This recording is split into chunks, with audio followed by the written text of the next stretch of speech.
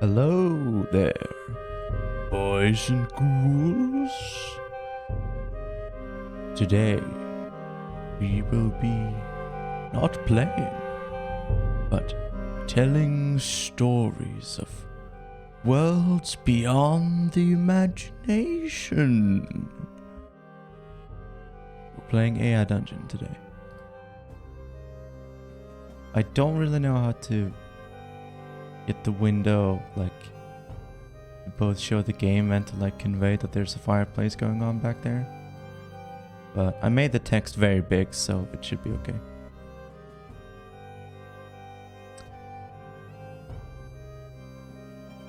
If they're beyond imagination, wouldn't that mean that they are real? No, it means that they're so crazy that you can't believe them. I have premium, yes. I bought a month of premium just for you guys. It's $10. $10, you guys. So someone better get me 1,000 bits right now. I'm kidding. Okay. Music is a little bit loud. Hang on.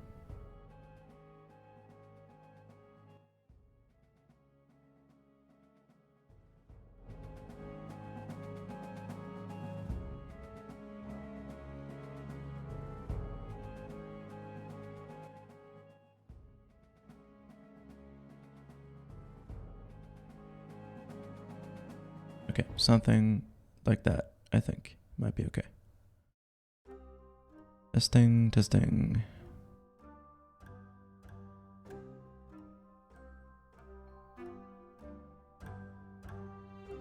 Okay, I think that's good. Now then. Really appreciate the subtle animations you have. Well, thank you, Essel. Alright. Now, what kind of a tale do we want to tell today? You can edit the story and set up the text so that you can use the Dragon model as a normal GPT-3. Well, yeah, I mean, that makes sense. Let's see. Regency period, dark, monsters, sci-fi, cyberpunk, fantasy, dark. Kind of, what do we want? Sci-fi, fantasy, monsters, post-apocalypse. Why don't we do this one? Dark and monsters. Give me a second.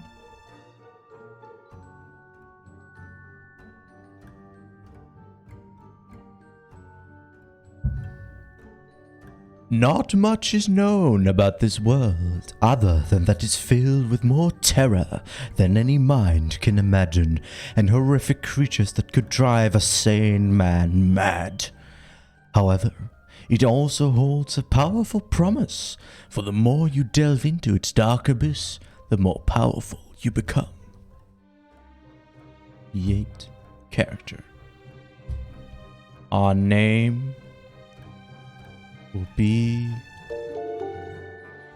Thank you for the tier 1 sub. Our name will be Florian, in honor of Neo Florian, who just donated a sub. I don't know if Neo Florian... I don't know what Neo Florian's gender is, so we'll just say our gender is Florian.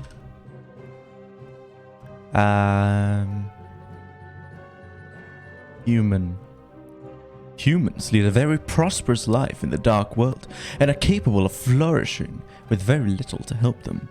Humans are proud, standoffish people. Humans will utilize powerful ranged combat and their destruction magic, while also maintaining a devout sense of order. The text is still very small in the setup screen, but it's going to become bigger, so don't worry about that. Our class... we will be a monster hunter. Monster hunters are an elite class that have mastered the art of defeating the terrifying creatures of darkness. Hunters are trained to endure heavy mental and physical training. Their job does not only require immense skill, but also nerves of steel to stand against the terror that lurks unseen in the dark. Starting location.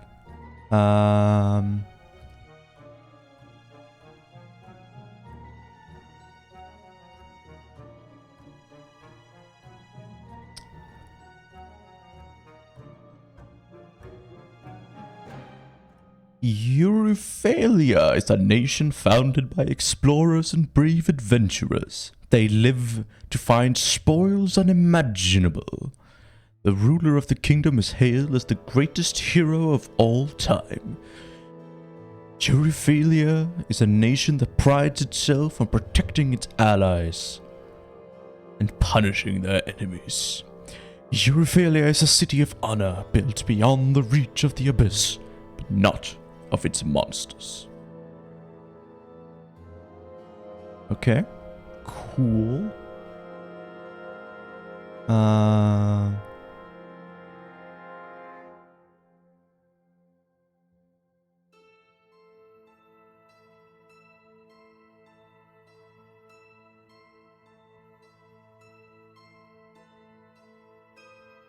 Arcadia is situated on the opposite direction of the great explorations on the border of Euryphalia, the kingdom that first explored the world.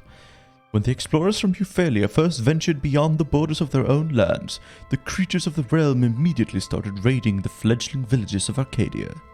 Quickly, the people of Arcadia decided to band together and fight back against the creatures.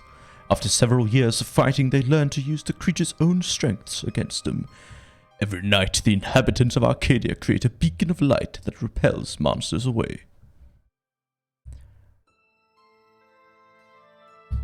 Sounds dope.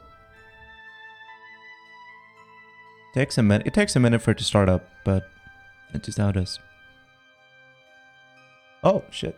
Alright.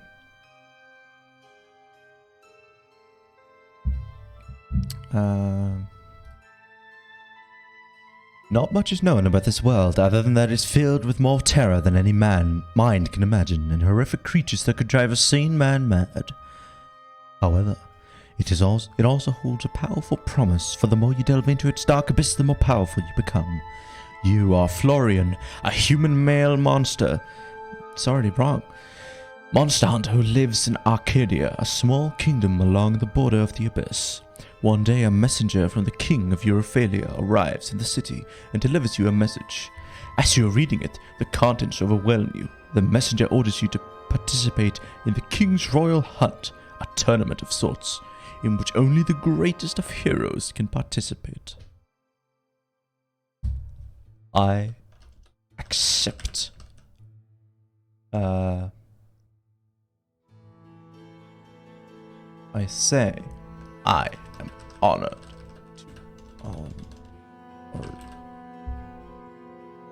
to accept the king's no. His Majesty's invitation.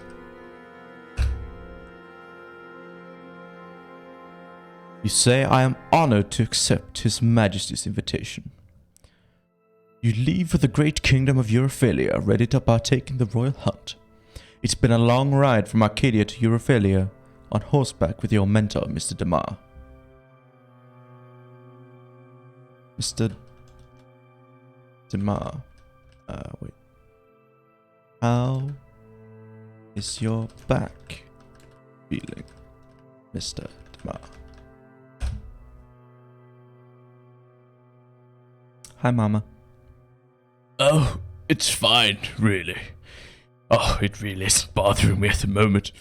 It usually starts acting up when we're inside cramped areas or when it's cold.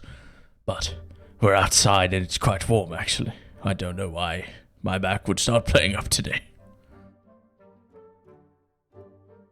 I'm glad to hear it, Master.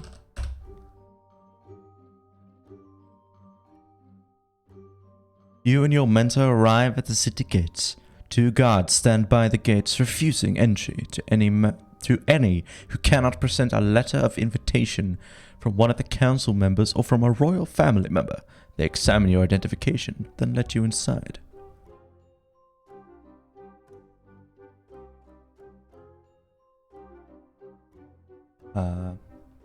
Look around. View the city.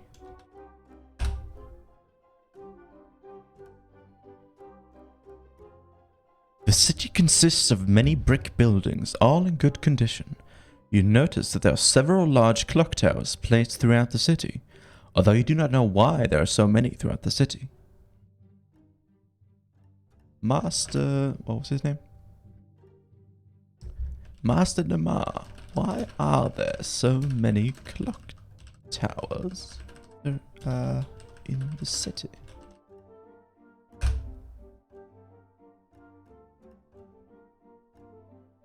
This city was designed based on how the human mind works.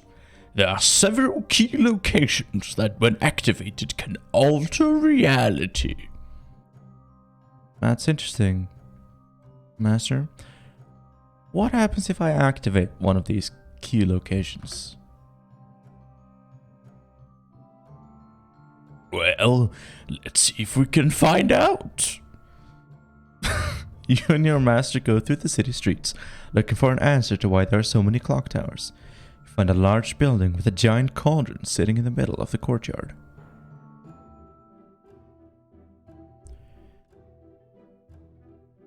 Taste the soup.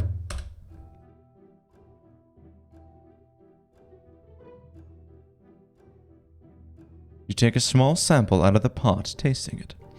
This soup is undercooked and tastes horrible. You take another sample. This soup tastes like burnt ash. You continue to taste the soup, finding more and more reasons why you should not eat it. Keep eating.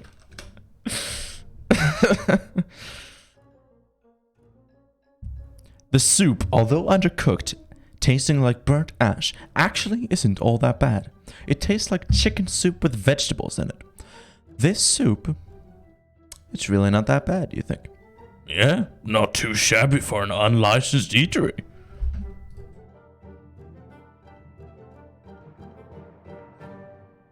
You spit out the soup.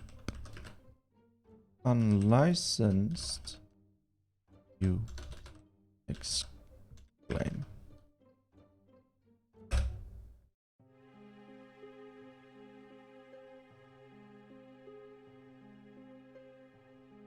Of course. Did you think I was just going to let you walk around in my city without getting a cut of the money? I can't even legally marry the woman I love because she's a noble and I'm a commoner. What on earth? What on... What's the world called?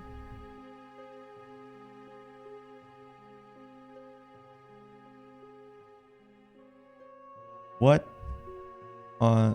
in Euphalia does that have to do with soup?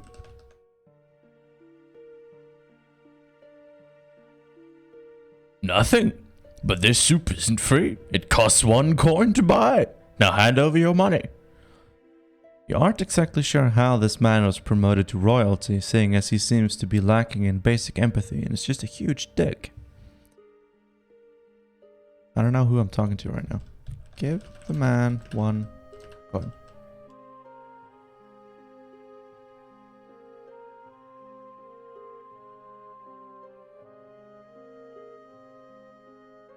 Thank you, citizen, he replies, pocketing the coin. Continue? Wait. Realize it's time to go to the tournament thingy.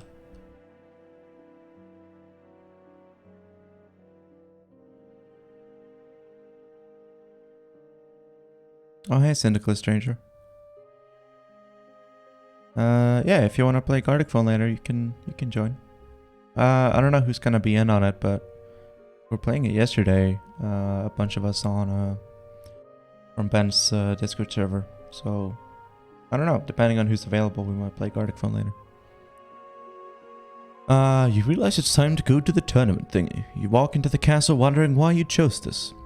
Alright, I'll be back in like a half hour, honey, you say.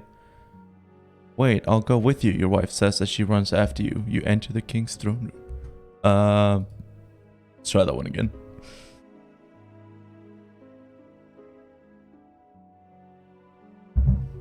Well, I guess we should get going. Your Eminence, a guard runs up to you. The King of Oran died last night in his sleep. Well then, looks like it's time for a new election, Demar replies. Kings aren't elected. Hey, Cynical Stranger, thank you for subscribing at tier 1.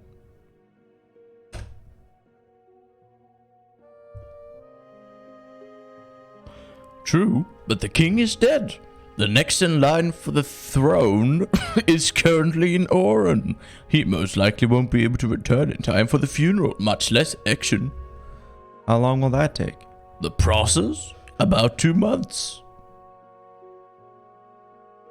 Go to the tournament already.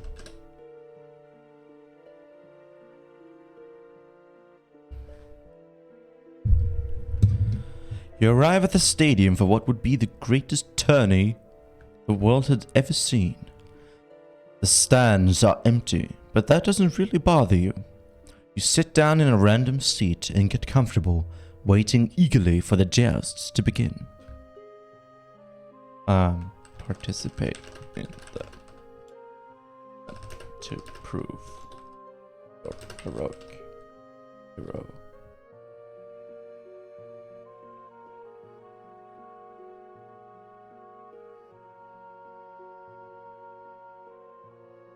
You get out of your seat and prepare for battle. You are placed against a knight from the far isle of Delurg. Your lance breaks upon impact, but his breaks yours as well as shatters your shield. His breaks yours as well as shatters your shield. Okay. What happens next?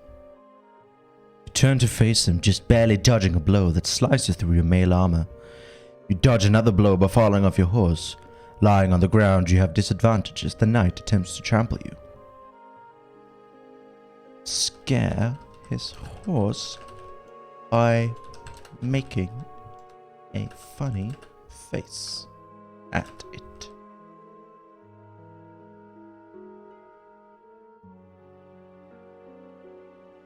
The horse rears up in terror, and the knight falls off, giving you enough time to recover. You knock him in the head with your hilt, knocking him out. You proceed to fight well enough to win, and you win the first joust of many.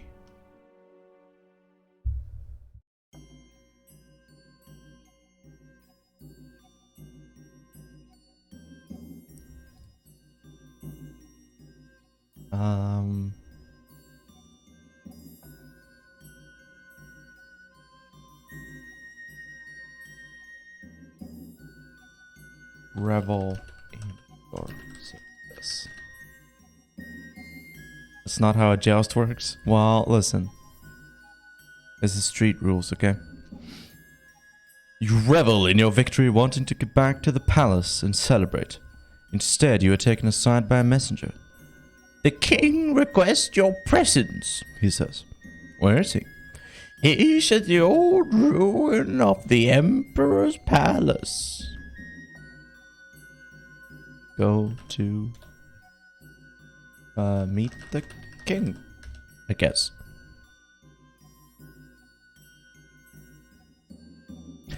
You walk to the palace, which has been converted into the king's royal residence.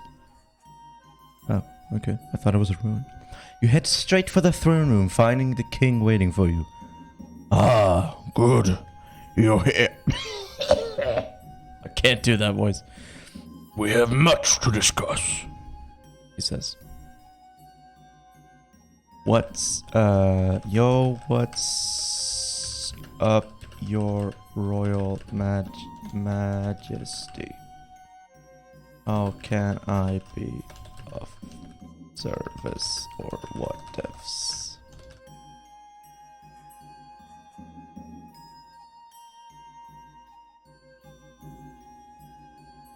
You curtsy bow rather sarcastically.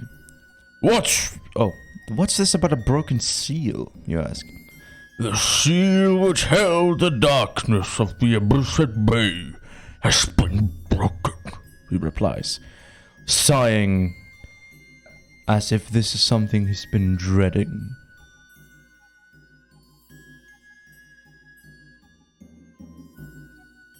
What is to be done?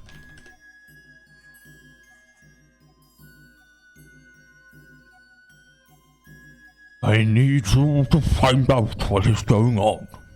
I have received reports of creatures that only exist in our myths, walking the earth and spreading destruction. Well, get right on it.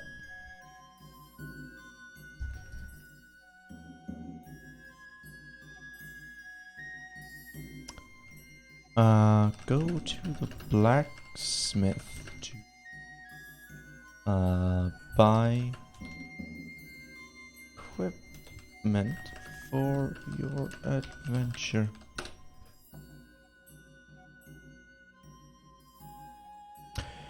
You go to the blacksmith, which is filled with weapons of every kind. You buy a sword to replace your broken one, a suit of chainmail armor, a helmet, gauntlets, and boots. Mr. Blacksmith. What sorts of weapons do you have that are proven to be effective against mythical creatures that exist only in legend?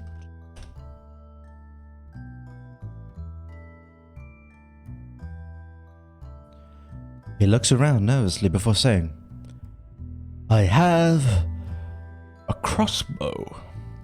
Powerful, but slow to reload, and not good for close combat.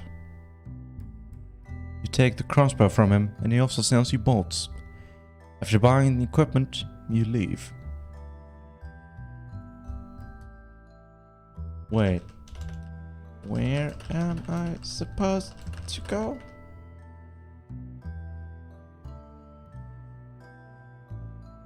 No, let's see. Ask around town if anyone has seen any mythical creatures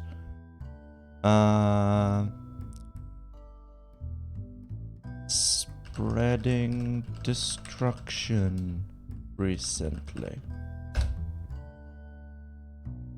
Hi, Josh. Or Joshi. God, you don't like the nickname Josh. In the tavern, you ask the barkeep about the recent events. She says she noticed a lot of people disappearing recently, and that you should ask Arcus, the crazy wild-haired guy who lives in a cave outside of town and is known for his conspiracy theories.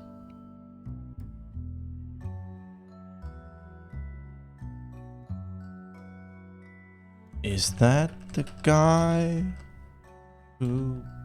hang on, let me think about this for a second.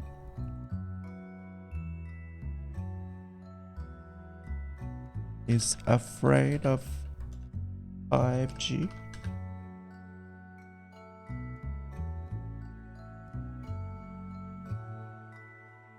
Yes, he's become obsessed with the apocalypse, thinking that the new 5G technology is going to destroy the world. She says, 5G, you ask? What is 5G, really?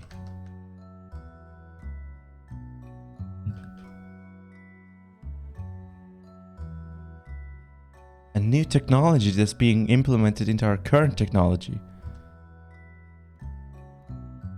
A group of magical merchants are moving their magic goods through the world. The merchants offer a powerful magical item of their choosing for anyone who will slay a dragon's that lives nearby they're having trouble with in order to be strong enough to take it on. They've also included a magic scroll.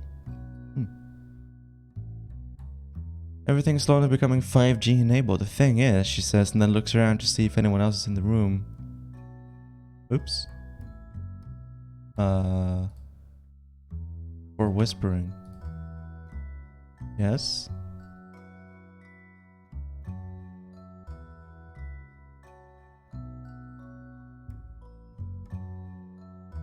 The government is forcing this 5G technology on us and ruining our current quality of life. Soon there won't be any private property or freedom of speech. The government wants full control over everything. We thank her for the info and leave the tavern. Damn. Go see Arcus.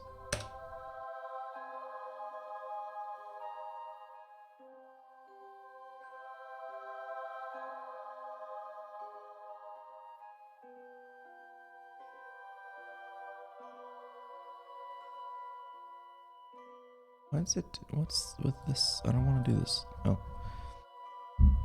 Go outside to your beaten up car and drive it toward Arcus's cave. Wait, I have a car? Okay, let's retry that. Walk up the path that leads out of town until you reach a large opening with a single house. He lives alone. As you get closer, you can hear him talking to himself, or rather arguing.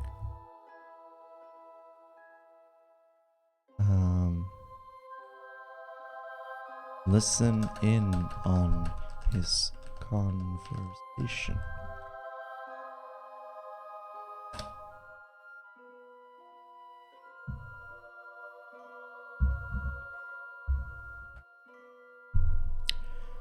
The modern world has fallen to the machines. We're slaves to technology and the great oligarchs that control it. Soon they will initiate the 5G technology, which will lead to the mark of the beast, and then the end times, you hear him say. Hi, Ashleen. Hang on, give me a second.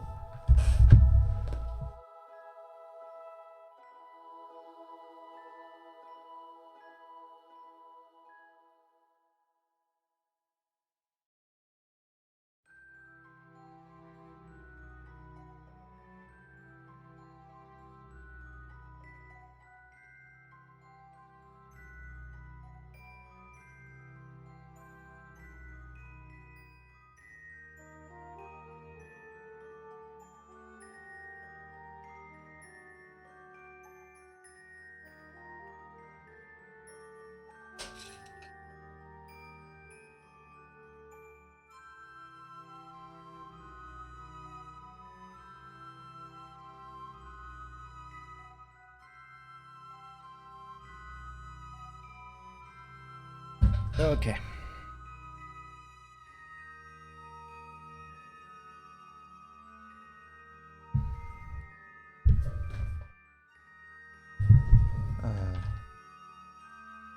This guy is fucking nuts.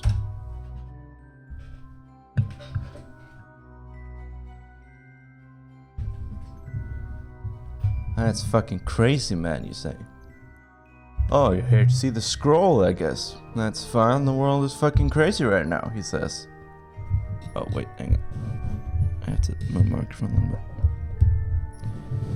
The guy seems nice enough, so you decide to talk to him about his theories. Do you know about the people who have been disappearing lately?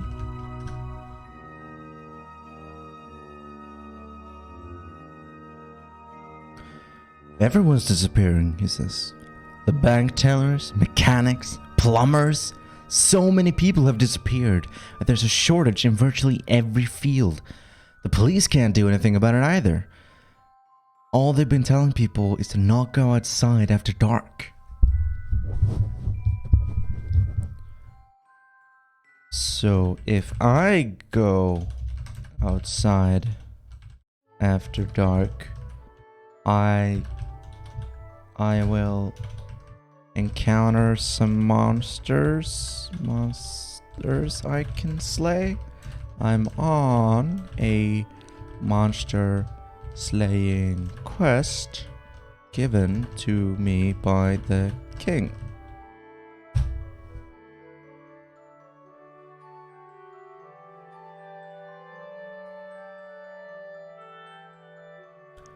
I don't think you really want to do that, he says. But if you want a scroll, I can give you one. What happens if I take the scroll? What's this scroll this guy is trying to give me? Well, you'll be able to slay a dragon, but only one. Shit, which one do I take on, you ask? Huh. You're not from around here, are you?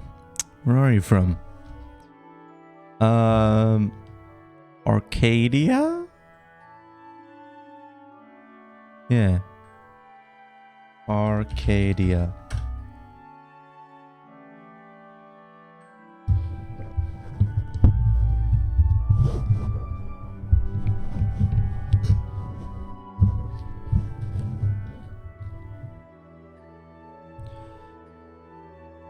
An interesting choice. Very few people come from Arcadia. They tend to all explore. I've never been there myself, so I can't say if it's as nice as they say. It's on border of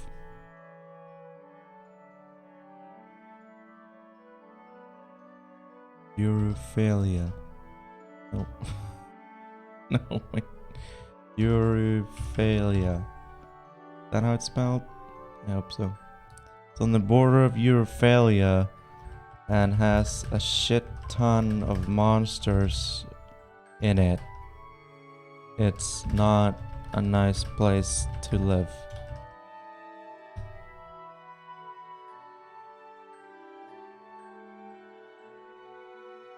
Oh.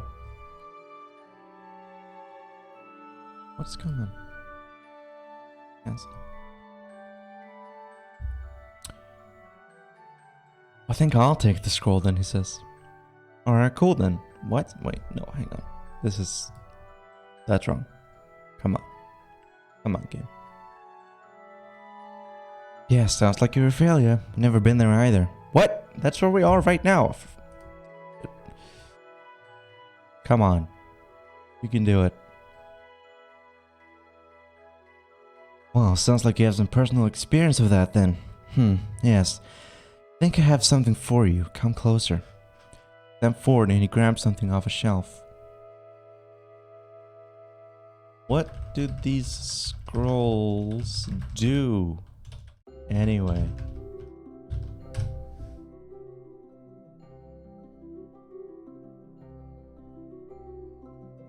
Sorry, hang on a second. I have to adjust my microphone a little bit. I'll mute myself.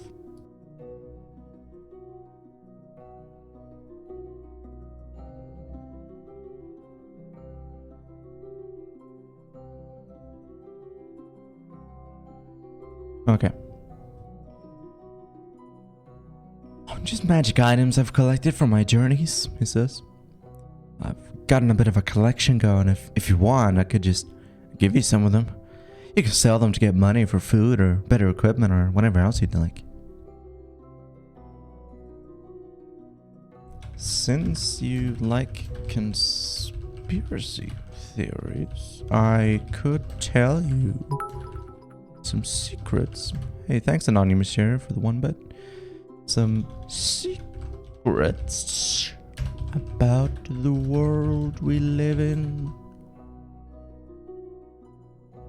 For a modest price, of course.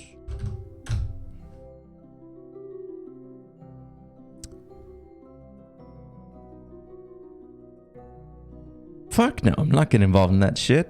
Just take the scroll and scram. Merchant grabs a small vial with a glowing blue liquid that he hands to you before shoving you out the door. You're in a video game.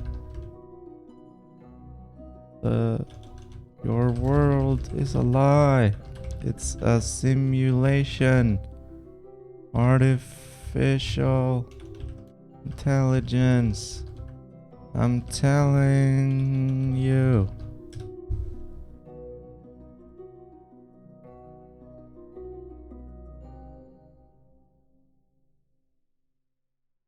told you to get out of here. Fuck off. You take the vial and drink it. It tastes horrible, but you feel a surge of energy course through your body before the world begins to glow. The world begins to glow? Jesus, okay. Go slay a dragon, I guess. You go slay a dragon, you guess. You set out into the woods, following roads when you can, until you come across a cave with steam pouring from it. You walk slowly towards it, your heart pounding as you pull out your sword. Get ready for my monkey blast. You take a deep breath, filling your lungs with air before releasing a powerful shock of air forward. The dragon roars as it hits directly in the eye. It flails its head around as it tries to get you inside again.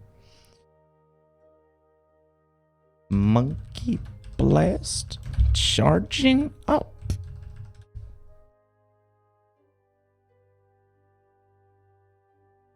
The dragon twists his body around as you run around behind a rock, using it as cover. Now what? You think to yourself. You look at the scroll in your hand and notice that it has 2 more spells written on it. Monkey blast? Blast off.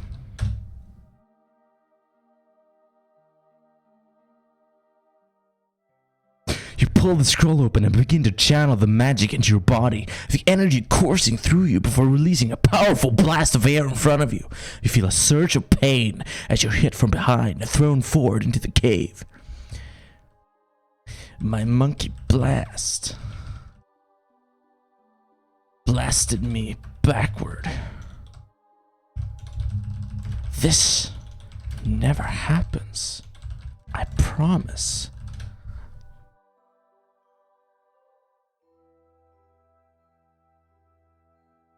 You slam into a wall inside the cave, collapse into the ground, before looking up at your attacker. It's a large purple dragon, its head nearly brushing the ceiling of the cave as it stares at you. Well, this is a first, The dragon says to you.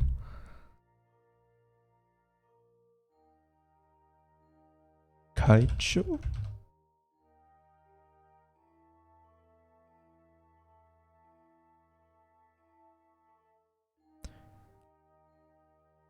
The dragon stares at you in confusion before bursting out into laughter.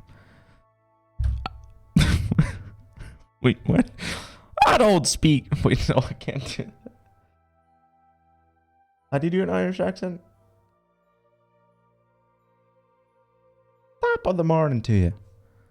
I don't speak human, you idiot. I can't do that. I can't do that. She says in a mix of Irish accent and English.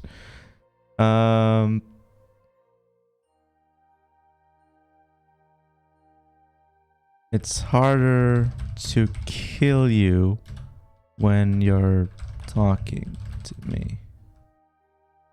And I have to acknowledge you as an intelligent creature.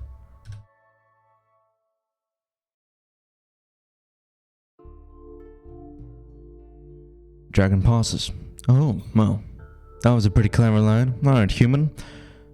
Well, what was that you were drinking before you came in here? It was a magic potion, you explained to her. Dragon smiles at you.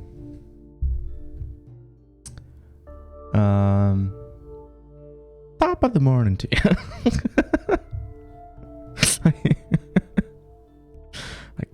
I can't.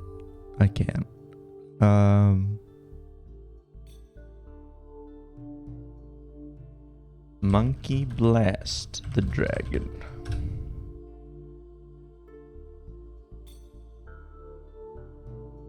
The blast of air collides with the dragon's chest, sending it flying into the wall. It takes a moment for you to realize that this isn't a real fire-breathing dragon. It's a fucking puppet with strings attached to its limbs and head. But who is the puppet master? The man behind the curtain. Reveal yourself or face my monkey blast.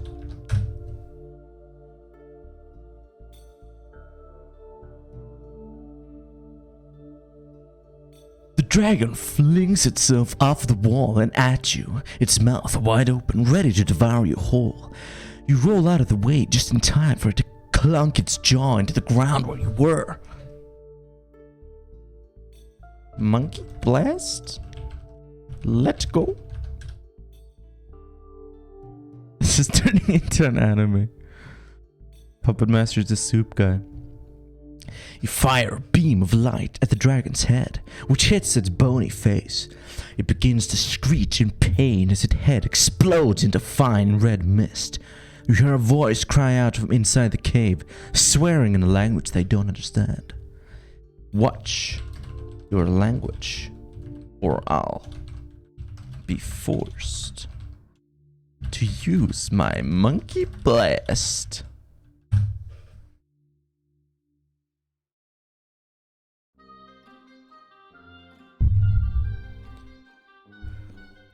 You hear a few more swears before a short, bearded man walks out of the cave wearing a fur mantle. He stares at the dead dragon in size. You've saved us weeks of travel time. How would you like your reward? Who the fuck are you, old dude?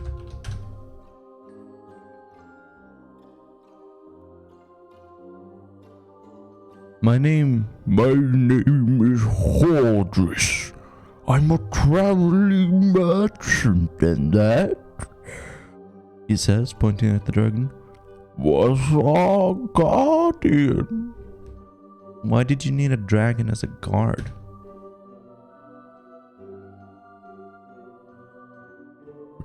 Because we're traveling with 200,000 gold pieces worth of magic items. Would you expect any less? So you hired a dragon as a guardian, then when it became troublesome, you called upon me to take it out? What kind of man are you? Give me your gold, you old fuck.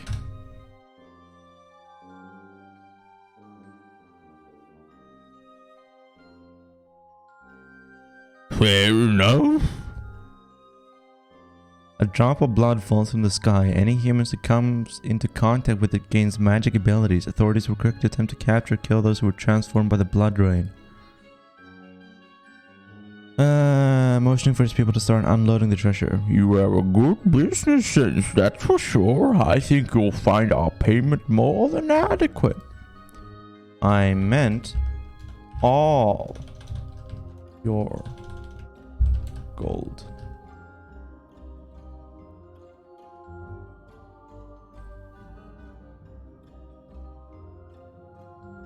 Wait, what? You blast him in the eyes with a laser, causing him to fall off to the ground and cover his eyes. You do the same to the other one. You should have watched out for my monkey blast.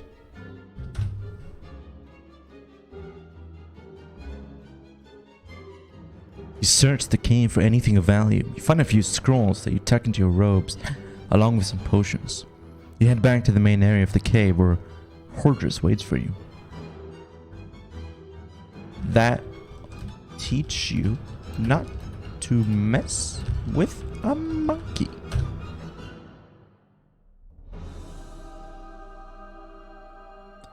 You and Hordris walk out of the cave, where he calls his men to dispose of the dragon. Alright, I trust you won't be needing me any longer. Best of luck, adventurer. I imagine he's saying that sarcastically. Check out what that blood rain thing was about.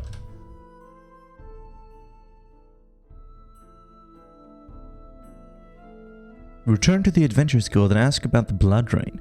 Telling you that it rained blood a few days ago, right before the crazy people came out of the woodwork, including yourself. Whoa, whoa, whoa, whoa. Who you calling crazy? Crazy? That's rude.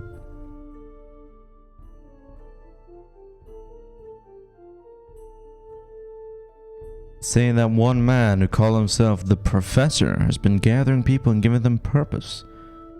He's been giving them a home and research facilities, as well as finding ways to help them use their newfound powers.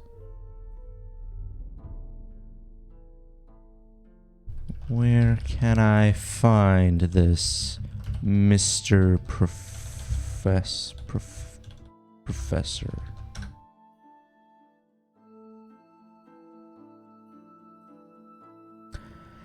The receptionist gives you a map to the last city. It's not far from here. Just head east until you reach the cliffs, then follow the river north until you find a gap in the cliffs. The city is just past that. Ta.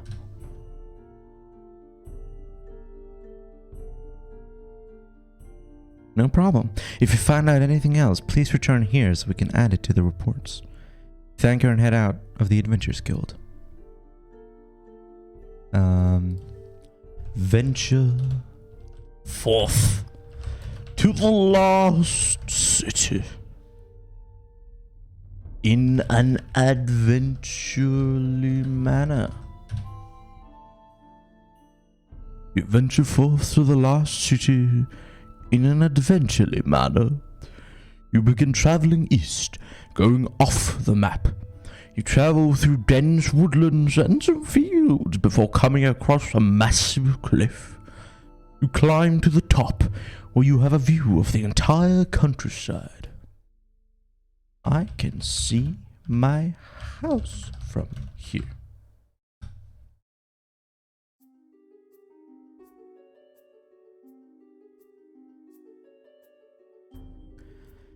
You decide to perform an interpretive dance off the edge of the cliff.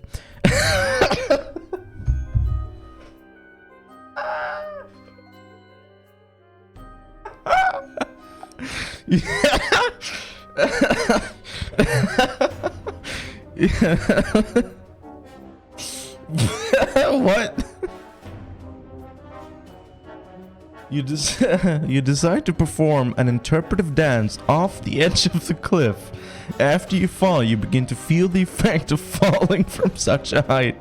You hit the ground, which hurts a lot. Your legs are broken and bleeding, and you probably have some internal bleeding as well.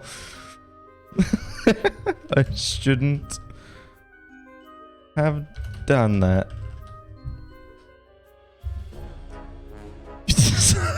Perform an interpretive dance off the edge of a cliff.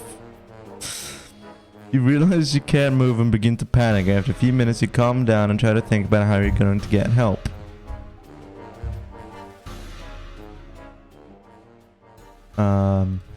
Yell at the top of your lungs and pray.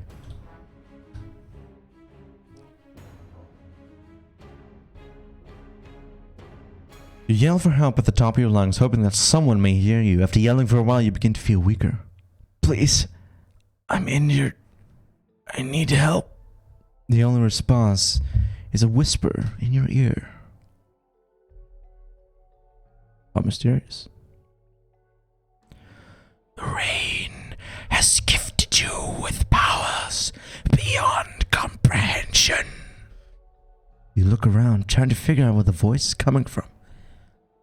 Turn around. You slowly turn around and see a small drop of blood trickling down the side of your armchair. I have an armchair? Lick the blood and receive magical powers. This became 127 hours. You lick the drop of blood and receive a rush of knowledge entering your brain. You realize that you can control the elements of the world and call upon fire to light your pipe for you. Very good. I mean, that's good. My legs are still broken and I am still bleeding internally, but at least I can smoke some tobacco. I'll say that actually. My legs are still broken and I am bleeding internally. But at least I can smoke some tobacco.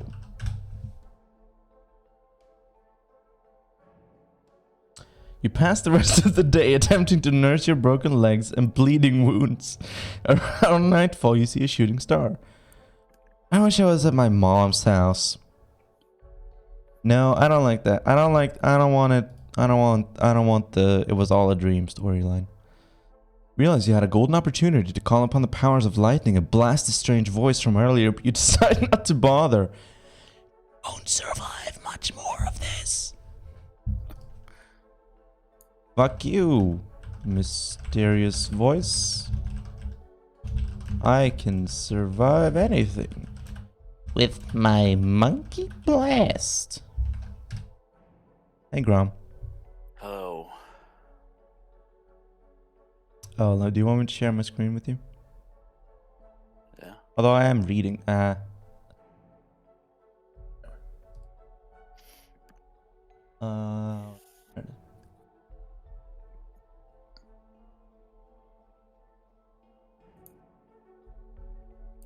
Shit.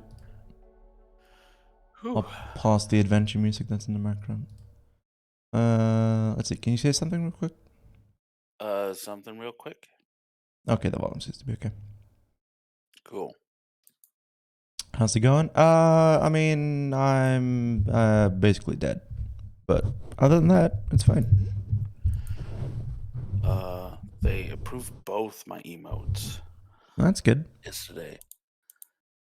I'm happy for you. Thank you. Oh, I got new emotes as well.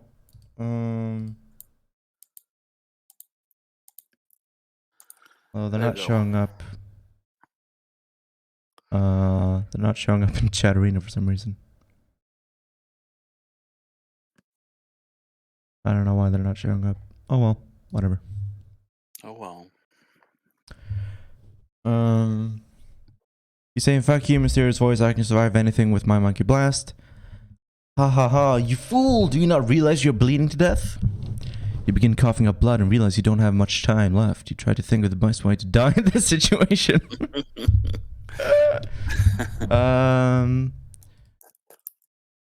Instead of doing that, you think of the best way to survive in this situation. Gotta think positive.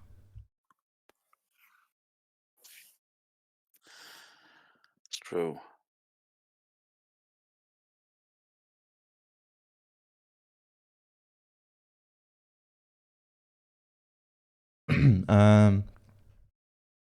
You realize... Wait. Oh, training the AI. Please tap on the spawns you'd like to keep. You realize a drop of blood is giving you superpowers and you don't want to give those up. You decide you would best to go to a hospital. Drop blood falls upon your face. You feel it enter your body. Tingling stingers gain the power of speech. Huh.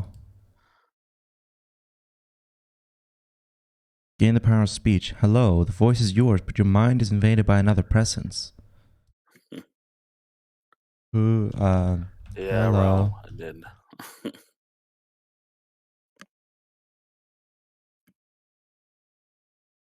You're filled with knowledge of all human language and communication. Don't speak. Listen. You hear thousands of voices in your head, each speaking in their own language. You try to block them out with limited success.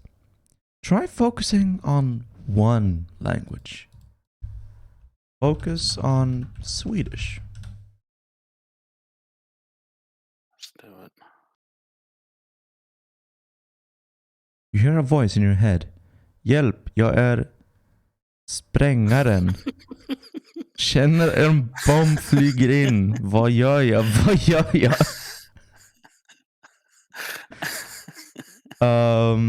You realize the man is saying, help. Wait. Help. I am the exploder. Feel a bomb flying in. What do I do? What do I do? I mean, that is what he said. Hi, Mama. Hear another voice in your mind. Now do you see the power of blood? You You hear a slight buzzing in your brain as you try to block out the man's voice.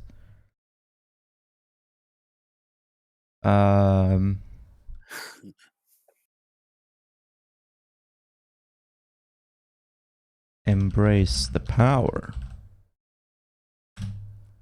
Maybe. I don't know. I mean, if the power can heal my broken legs, good. You hear the voice in your head. It's surreal and frightening, but you feel drawn to it. Bodies are not meant to host two minds. If only there was a way to transfer my consciousness into your body. What if we just merge into one mind instead? He's trying to, think of compromises. Yeah. Suddenly you hear a deep, intimidating voice speak to you from an unknown source. Yes, that would work. A chill runs through your spine as your body tenses up. I'm preparing my anus. Oh my god. The voice in your head laughs. I wish I could do that. You stand up and begin. Okay. Undo that. No. No. I didn't mean that so literally. My god. I'm ready. Is what I meant. I'm just using euphemisms or whatever. Yeah. You're no longer in control of your own body. It falls to the ground as you sense a different mind enter it. An overwhelming presence forces itself into your brain, and you can feel your arms and legs moving on their own accord.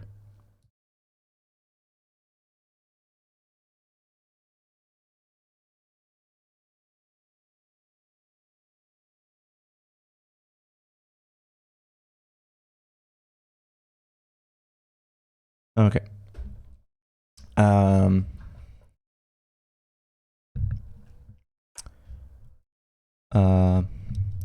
Can you heal my...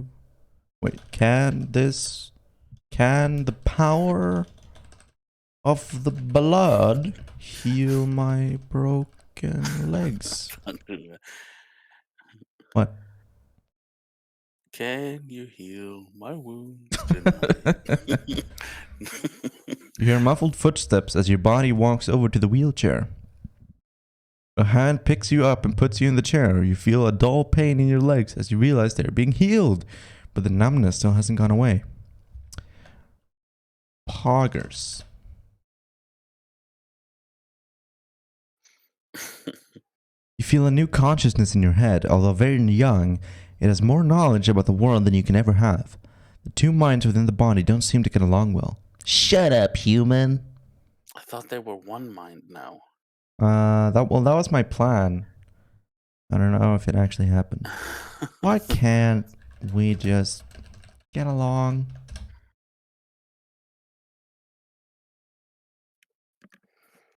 The other mind gets angry at your question. Because you're human, that's why. You're weak, pathetic creatures. The power of blood shouldn't be wasted on your kind. Wow, racist. And why did the blood rain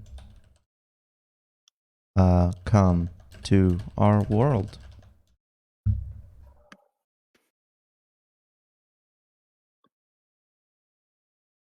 Because some humans have embraced the power of the blood and have unlocked its secrets. You, for example, are a potential vessel for my power as well. If you join me, we can unlock even more of its secrets. Bandits attack a village on the outskirts of the kingdom. They demand all valuables. I don't give a shit. Reedy turns himself on. Okay, sure. Hi, J Victory Official. Hello. The hand of the corpse reaches up from its grave and grabs you. Although it isn't strong enough to do any physical damage, it's still a very frightening experience. Just as I thought, you humans never learn. Rude.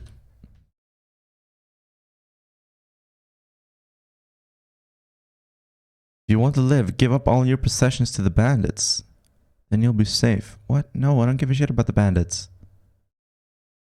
Oh yes, of course, apologies. The voice in your head is that of a middle-aged woman with a thick British accent. No, I don't like that either. Rude, ignorant, weak speeches that is a disgrace to this world. If it wasn't for us vampires keeping the population in check, you would overpopulate the planet. Think about the real meaning behind those words. Oh my god. Eco-fascist vampire.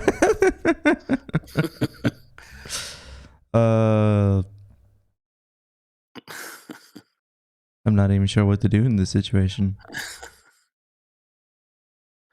Look, I already said I'm ready to embrace the power or whatever. So can we just get to it?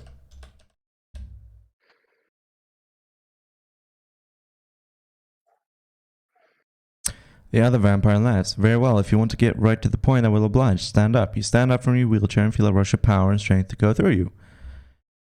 Cool.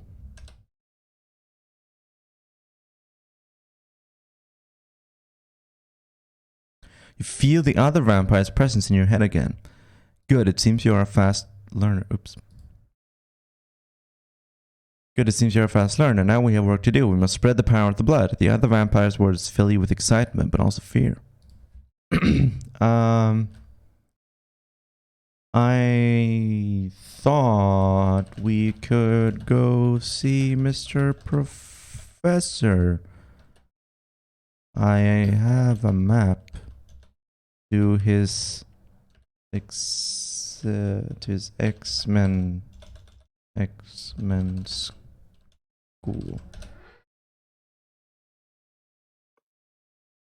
Nice. Yeah, the vampire's lance fills your mind. You are a funny one, but no, this bandit raid is something that we must take care of personally. What? Feel a hand squeeze your shoulder. Who gives a shit about some bandits? We've got the power of the blood now. Where can I find this game? Use Google AI Dungeon. Other minds fills your head with images of bandits destroying the kingdom. The images become more vivid as you see the king's castle blaze. No! You yell. We must work together to save the kingdom. Tell me, do you have a plan? I'll use my monkey blast.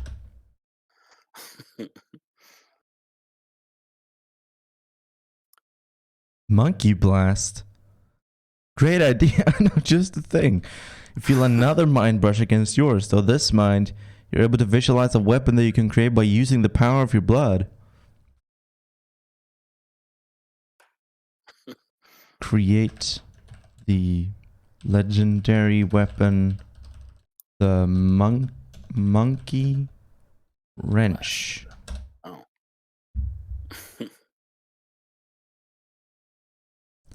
Feel the power of blood surge through you as a monkey wrench materializes in your hand. You examine your new weapon. You were using a wrench to open a bolt when you were attacked. The bolt still sticks out of your shoulder where you left it. Use the wrench to get the bolt out.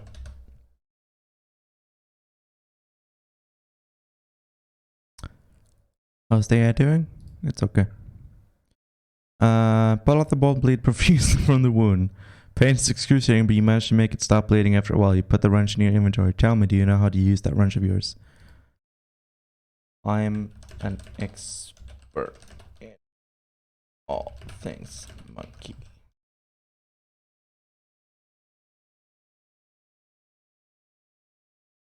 Monkey wrench? The mind chuckles. Of course, how could I forget? Your people were masters of warfare, using every advantage that nature gave them. You feel a new presence in your head, a second mind. How many fucking... It's my head, a tavern all of the sudden? How many fucking presences are there gonna be? I mean, jeez. Relax, Monster Hunter. Unless I miss my guess, You're not very accustomed to using your mental powers. The mind naturally filters out the thoughts of others to prevent it from being overwhelmed. Over time, you will learn to block the thoughts of others automatically. Okay, that's fine then, I guess. I don't mind sharing a head with people who don't have one.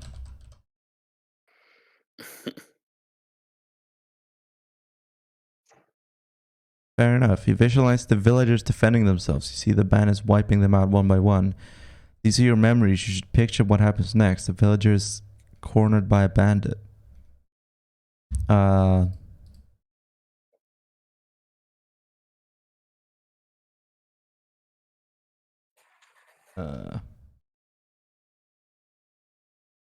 Villager punches the bandit in the stomach.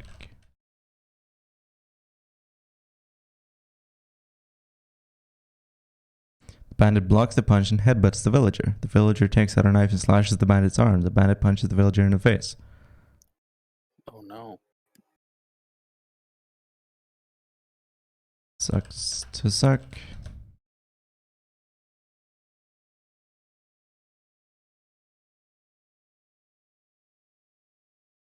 Okay, wait. I don't want to get stuck in this fucking flashback. No, retry. You hear a chuckle in your head. I imagine not. At least you're learning to have a sense of humor about this. Another voice speaks out. How many goddamn voices are there? What's going on? I'm sensing a lot of fear coming from the villagers. Bad people are attacking the village. That's what we must do something. Why? It's because of the game. Should we just wait for the next event to trigger? That's fucking meta. Go defend the village with the monkey wrench and blood powers.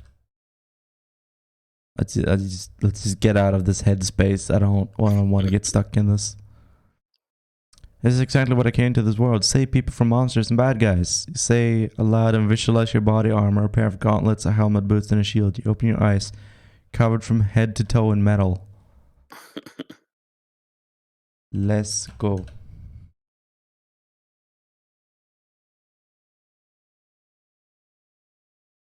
You don't want an axe or something. I imagine your wrench would be pretty useless against the bandits. No way. I have a wrench. Thank you very much. I'll take a sword or a mace or something if you got one lying around. No. That's some armor you got there. Let me guess. You are a blacksmith. I was many things in the past. The old man examines your armor. Who's the old man? Come on. Keep your own fucking story consistent. Let's go, you say aloud. Out of instinct, you raise your hand towards one of your pouches, but find nothing but air where your gun used to be. Shrug and begin jogging toward the village with your wrench in hand. Get ready for my monkey blast. Wrench blast.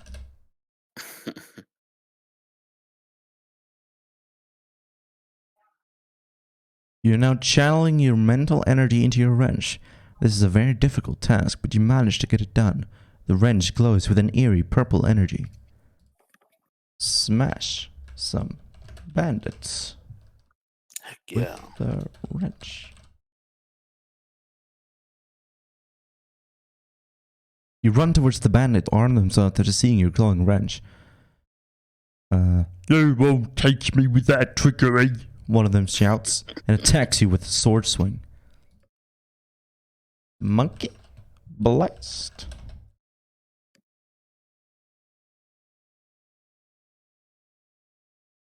You channel your mental energy into your gauntlet and blast the bandit with a bolt of psychic energy.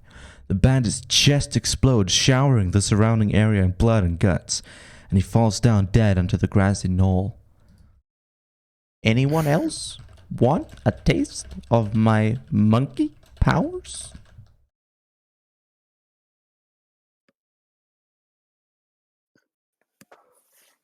As the other bandits charge toward you, you blast them with bolts of psychic energy. Meanwhile, the villagers begin charging toward the bandits from behind. Your powers are strong enough to take out all the bandits by yourself, but with help of the villagers, it's even quicker. Heck yeah. Stupid bandits. What do they call themselves anyway? Antifers? Stupid name for a group of bandits.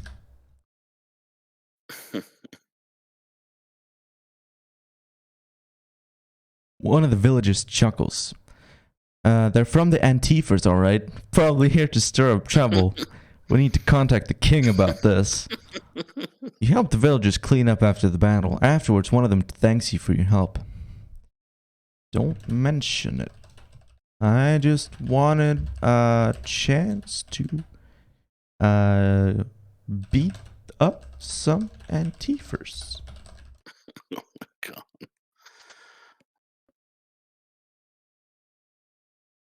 Villager says, we certainly provide a room for you in our inn tonight. You've certainly proven yourself worthy to stay here. You accept the offer and go to the inn that night. Jump on the bed.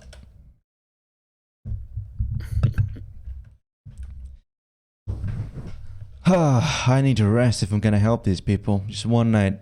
One night off from fighting is all I ask. You fall asleep on the bed. What? No, I said I wanted to jump on the bed. Come on. Fall asleep on the bed and dream of a place where nobody ever fights, where nobody gets hurt, and nobody ever dies. Wake up. What a lib.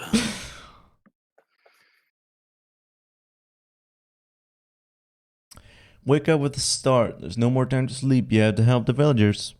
Get ready for the day and prepare yourself for battle. We're going to surround the village and enter from all sides. What? No, that doesn't make any sense. Wake up in the middle of the night. You aren't sure why, but you have the strangest feeling that something is wrong. You walk downstairs and ask the innkeeper if anything's wrong. The innkeeper says nothing is wrong. Goes back to sleep. The innkeeper goes back to sleep. What?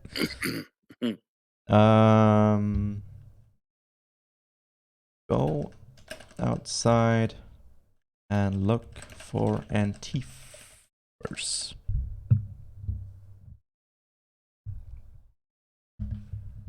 Step outside and open the door. You can already sense there being trouble afoot.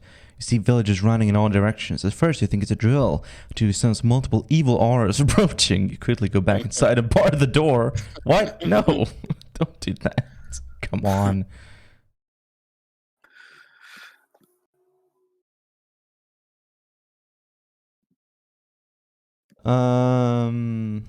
Let's see. Already throat. I have to dip out for a bit, get some food, and talk to the girlfriend, but I'll be back Okay, see you later, Graham. later. Go outside and begin looking for the Antifers who you know must be in the vicinity. Anfer is a group of bandits that pillage and kill for fun. They're not allied with any of the other group of kingdoms. They're just a bandit gang. Okay, we'll go with that one.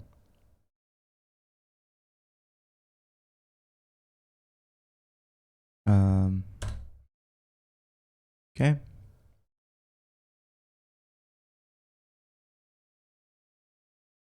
Find the bandits in a small village terrorizing the villagers. One of the bandits shouts, "Hey, I see a soldier over there." They all stop their pillaging and turn towards you and walk forward. The bandit leader, who is covered in tattoos, shouts. What does he shout?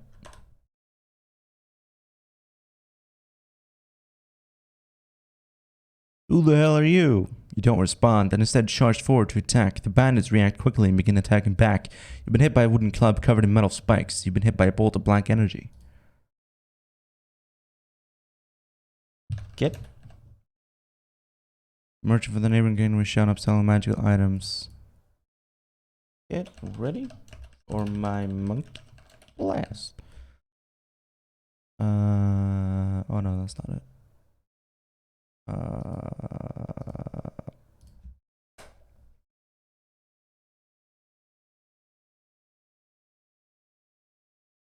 The Merchant of Death.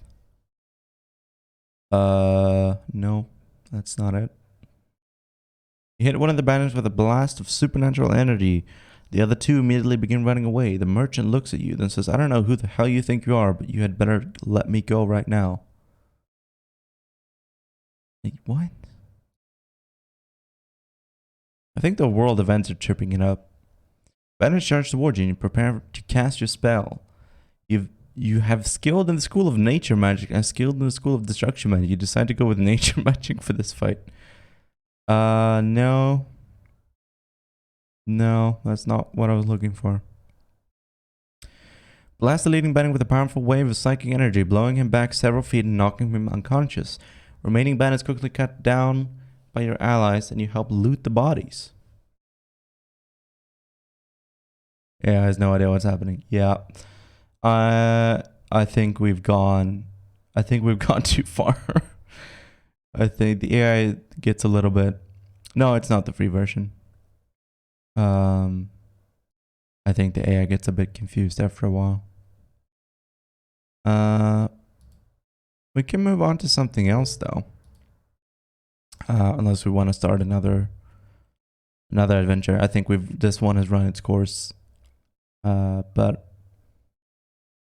we got the blood magic at least. And the monkey wrench. Start another one? Yeah, sure.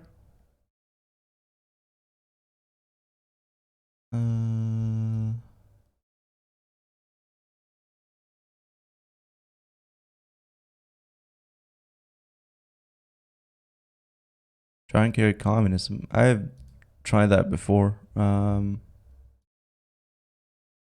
It's not as interesting as you think it is. Basically, the AI just says there's now communism, and then that's it, and that kind of stops being fun. My laptop's taking a hard time opening and closing tabs. Try restarting your browser, like closing the browser and opening it again. Orbis. What is this? Orbis is home to countless star systems and a variety of alien creatures. 3 distinct factions war for control of the unclaimed territories, each with their own noble and morally grey reasons. United planets of Earth who seek to end violent conflict. The Hand gains strength from chaos, and the Empire of Order, whose will is imposed by military might. Okay.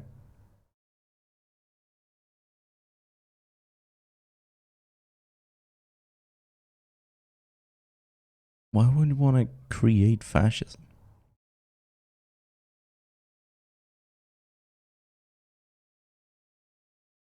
Let's see.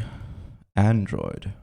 Illuminated. Mysterious factions of aliens that are discovered in the Nasor asteroid field. They illuminate unnamed for the glow of their gelatinous skin and their ability to deatomize part of their bodies and reconstruct them on command. Elcor. Large bipedal lizards. Let's just go with human. Our name be human boy.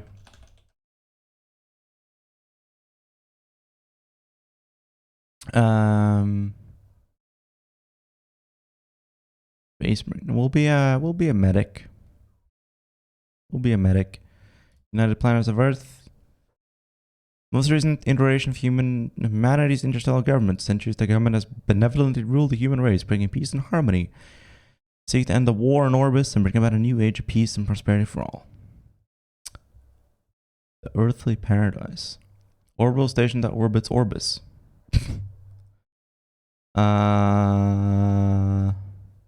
New Texas. City of New Texas is the result of new colonization efforts set up by the United Planets of Earth. The colony is a massive success with a population of almost 100,000 in just 10 years. The city is peaceful and prosperous, and it's a beacon of light in darkness of the war and violence. New Texas has recently begun a program to open up trade with the rest of the planet, trading their advanced technology such as artificial limbs and prosthetics for the rare valuable ores found on the planet. We'll turn off world events.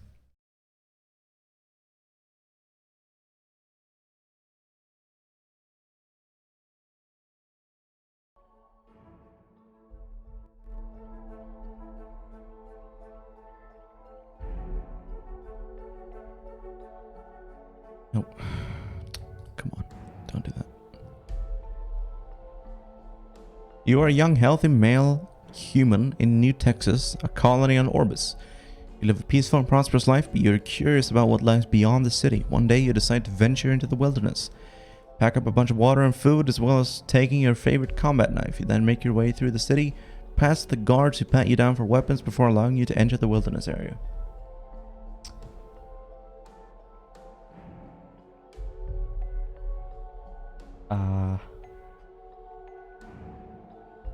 Or the wilderness.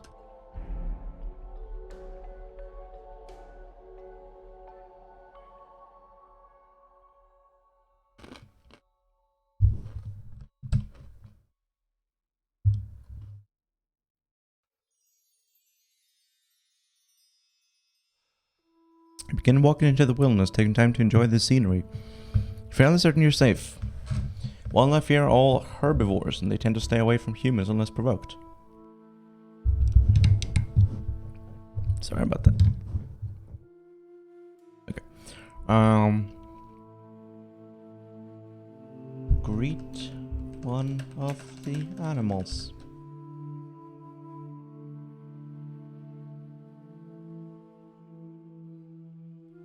Walk up to a small deer-like creature and kneel down to get a closer look. Stares back at you, seemingly unperturbed. Hello,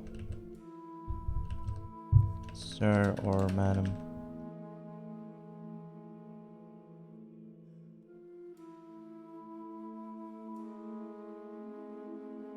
Look at the deer inquisitively, wondering if it can speak. After a few minutes, it turns around and walks away into the woods. You shrug. You spend enough time in nature for one day. It's time to head back to the city. I'm just like, I want to explore what's out there, man. And I meet one deer, try to interact with it. It walks away, and I'm just like, oh, that's enough nature for me. Okay, sure. Go to a bar.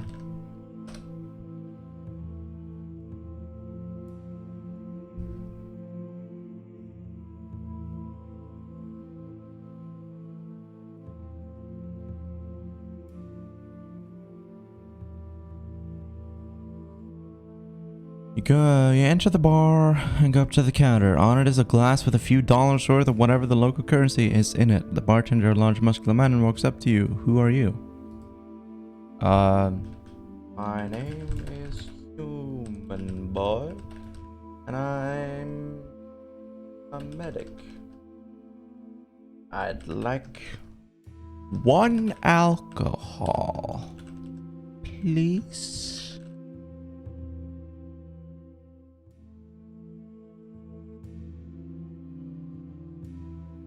One alcohol, the bartender says enthusiastically. He grabs a bottle from underneath the counter and pours you a glass of some of the same colorless liquid.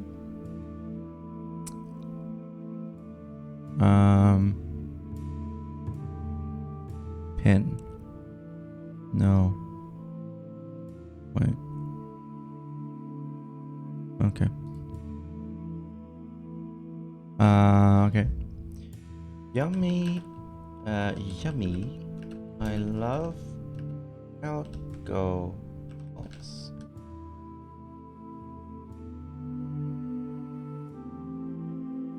Bartender shrugs and slaps the glass on the counter. You hand him a payment and it gives you a change. Walk over to a table and sit down. You attempt to drink the alcohol, but it tastes terrible. Force yourself to drink it anyway, so no one thinks. Live. Loving. Oh.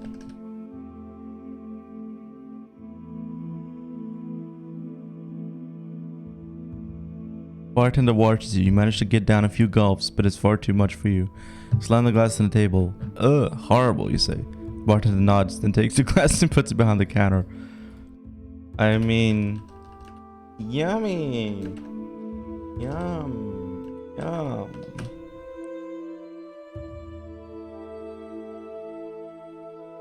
I'm glad you like it. It doesn't sound convincing in the least. Stay in the bar for a while, drinking glass after glass of alcohol. It's terrible. It tastes like liquid fire, but you don't care. You're having fun.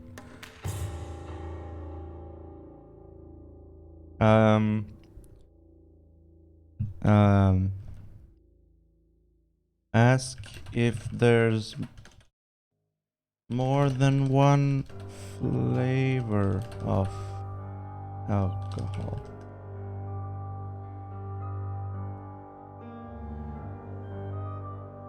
Yeah, we got beer, hard cider, wine, spirits, and moonshine. I'll have some of each, you say excitedly. The bartender sighs, grabs a mug, then dumps a liter of a clear liquid into it. I don't think that's what I asked for.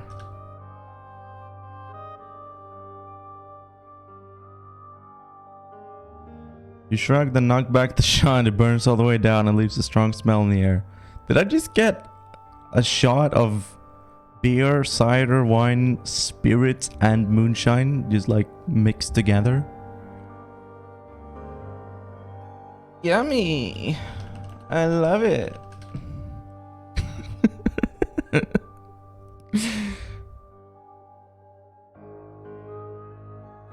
Bartender stares at you. What the hell are you on? Nothing! You say happily, then hiccup. I like to live naturally. Yeah, whatever. Just don't order any more shots, he says. But I love it. I promise I'm responsible. Oh, I'm a medic. I went to school. This is how you die? Bartender shakes his head. Look, kid, I don't care if you're a medic. There's a reason I don't sell hard liquor.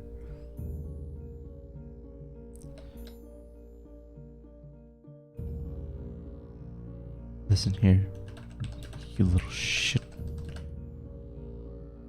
Better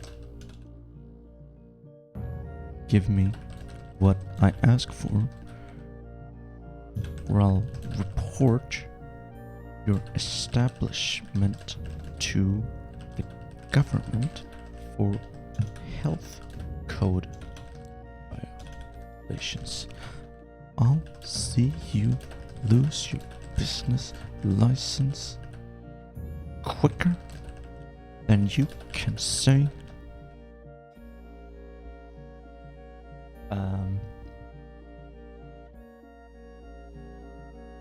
one alcohol, please. So get me a glass of alcohol right now, or else.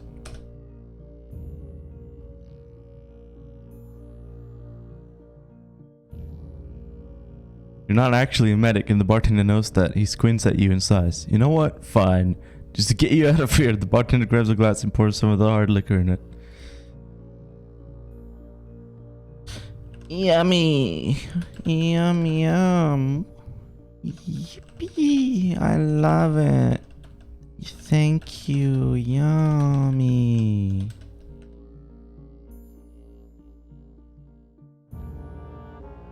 Slam back the alcohol for a moment, all your cares are gone. Then you feel sick, run to the bathroom, you vomit loudly into the toilet inside. Exit the bathroom, walk inside. There's a large crowd there waiting for you. Hi guys.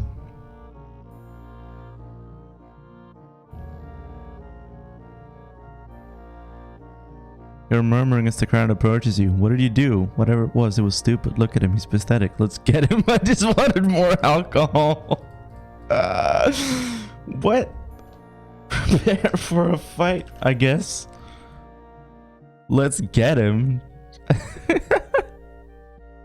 Crowd rages and screams at you. They begin to hit you and you fall over. You scream out, but nobody comes to help. Finally, beating stops. You're left to bleed on the sidewalk. Sleep. Fall asleep.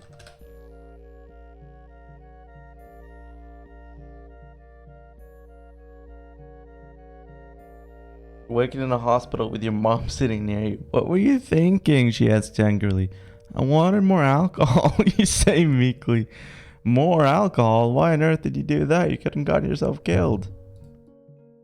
I wanted to prove to the bartender that I liked the taste.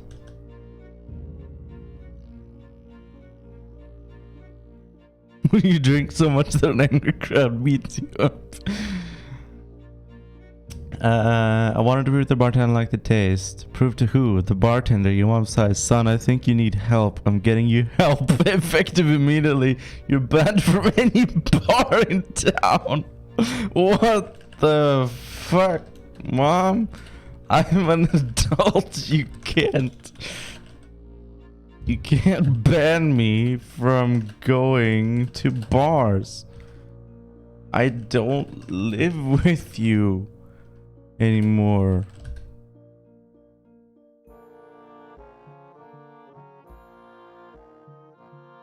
What? You're still living under my roof, and while you're here, you'll follow my rules. No more drinking. Fine, you say angrily. What a buzzkill, you think to yourself. You walk outside and murmur, bartender. Bartender. That fucking bartender.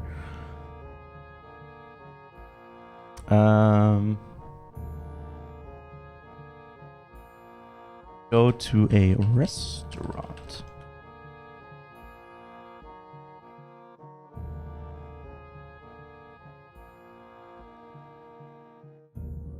It's your sister's wedding and you're standing at the altar. Nope. Walk to a restaurant, see a smiling waiter inside the door. Hello, welcome to Antoinette's. Do come in and stay a while, he says with a big smile. Do you serve alcohol?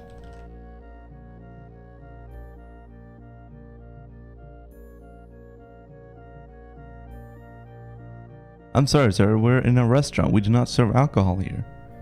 Damn. Do you need a drink? Yes. What kind of a fucking restaurant doesn't have alcohol? I understand, sir. Please follow me, he says politely. He leads you to a table set for one. There's a single wine glass, a fork and a knife, a cup and a plate. Am I supposed to eat the wine with a knife and fork?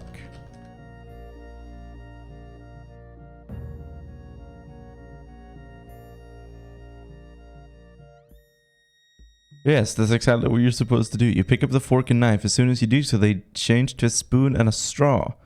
You look at the waiter and he winks at you. This is absurd. This is pretty fucking absurd, but I guess it is the future. A spoon and a straw.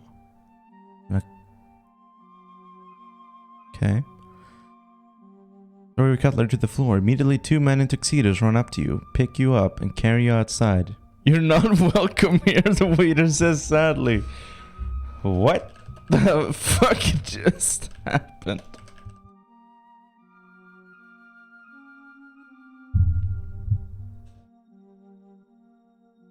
Bartender looks at you. You were thrown out of the restaurant for bad behavior. Why would you ask such a thing? Because I was literally 5 seconds ago thrown out of the damn place for asking if they served alcohol. The bartender bursts out laughing.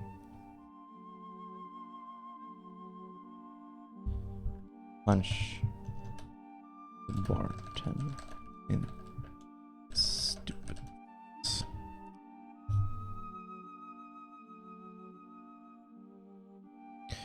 Walk out of the bar and see a small crowd. You push your way through and ask what's going on. No, that's not what I said to do.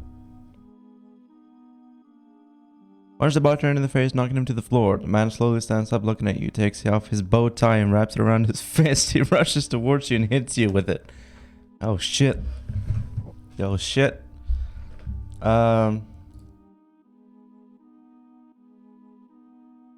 Dodge.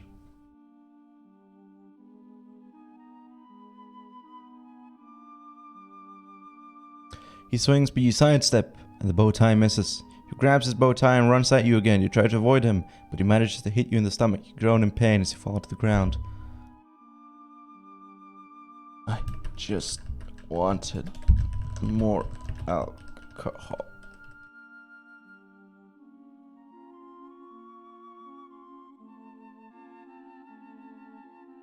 Man looks at you. You got what you deserved. He hits you, knocking you into next week. Can't use Monka S because it auto-completes to Monka Steer? Really? That's interesting.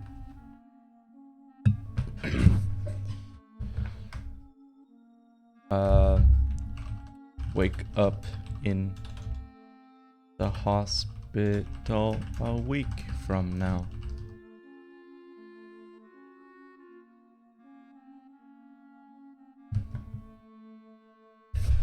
First thing you see is Lisa sitting in a chair next to your hospital bed. Lisa! You notice the bandages around your head. What happened? I mean...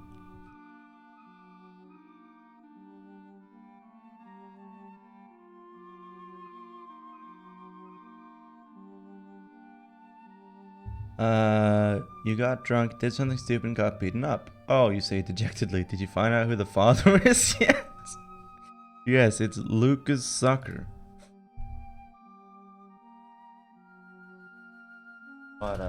What a sucker. Am I right? Hey. Hey. Hey. Hey. Hey.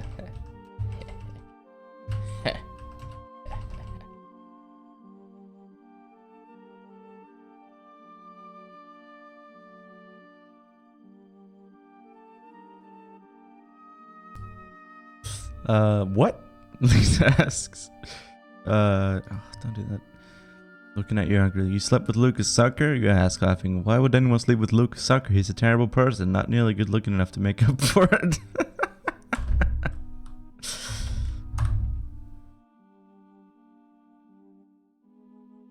Hang on, I have to adjust my microphone again.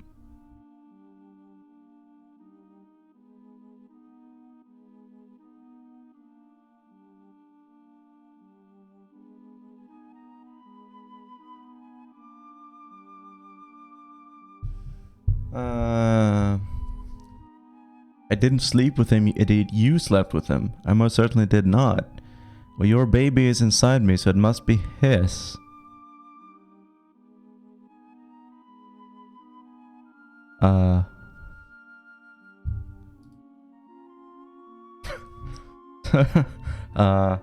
Explain the birds and the bees to Lisa,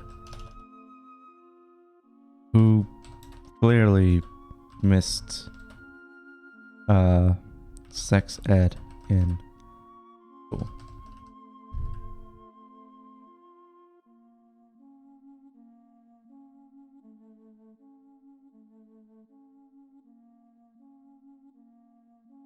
Birds don't have sex with bees, Lisa. What does this have to do with my question? I'm saying the birds and the bees. That's a metaphor. A metaphor for what? Let's see where this goes.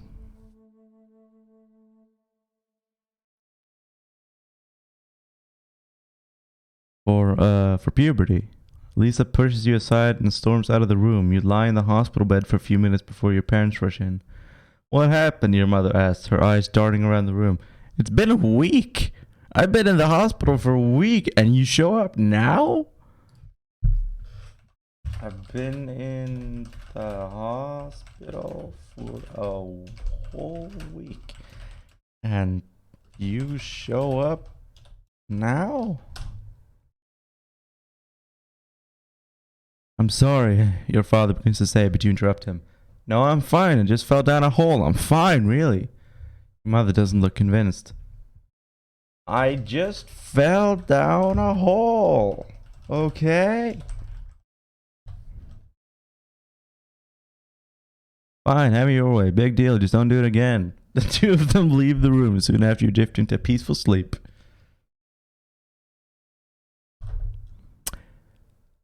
Well, that's good. Yeah, doesn't know what to say.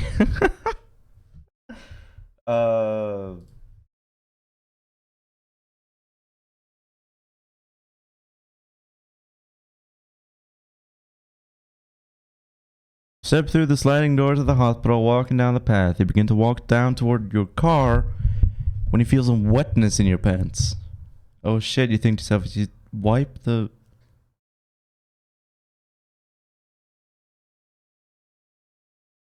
After a few days, you recover from your injuries and are back to your routine life, which includes going through with the ideas you had while drunk. Find a place in town that hasn't banned you. Find a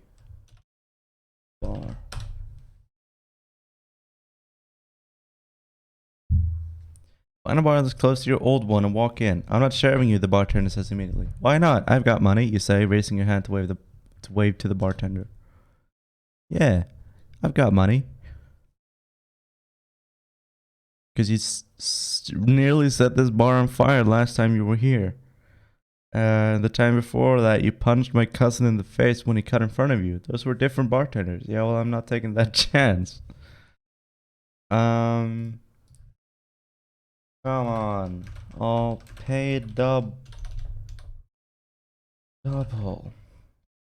Just give me 1 glass of alcohol. I haven't had any in a week.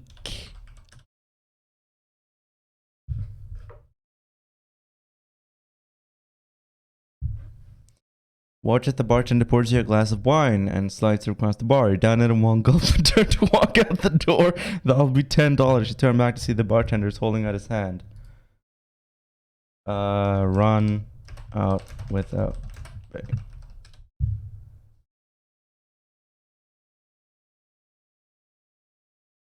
Bartender stops you by grabbing your shoulder. He restrains you while another bartender hits you in the face.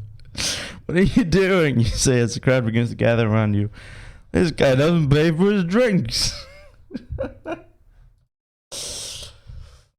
Let go of me or face my wrath.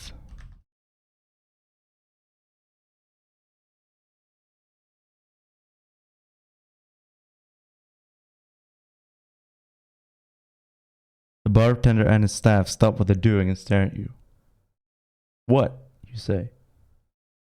Holy shit. He's serious. Right. I'm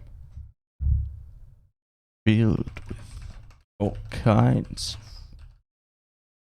of powers.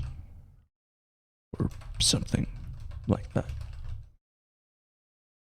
Anyone who messes with me will have to face my monkey blast.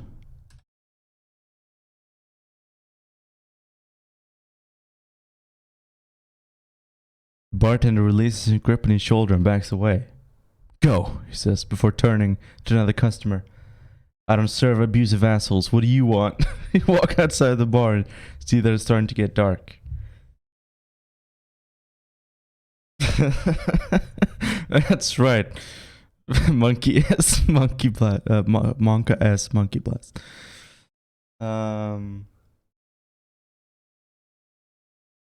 Say lucky. Use my monkey blast.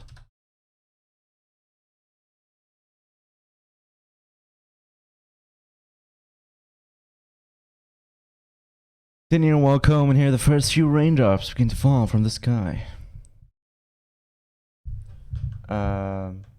Catch rain drops on your tongue.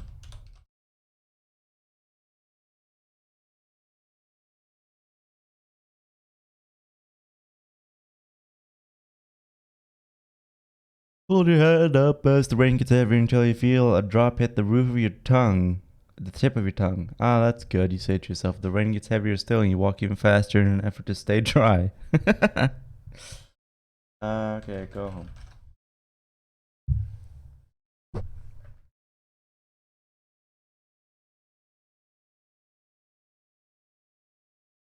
Run as fast as you can and make it to your apartment just as the heavens open up. You quickly change out of your work clothes, put on your old pair of jeans and a black hoodie. Search the house for alcohol and knowing deep down there isn't any.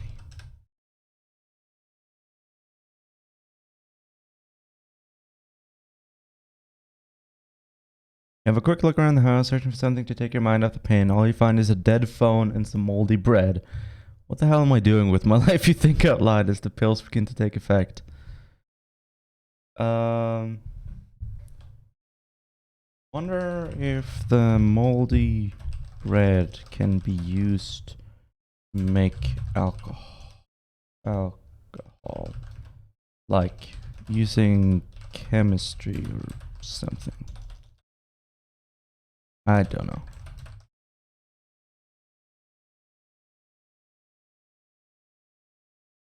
You look at the bread and wonder if you have anything to make alcohol with. You quickly check your cupboards and drawers before deciding you don't have anything.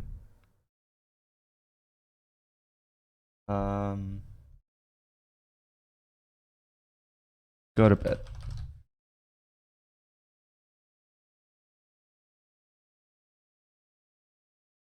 Wake up in the morning, immediately try to remember what you had dreamt about. Some of it is already escaping you, but you know it was something exciting. You hope you can dream about it again.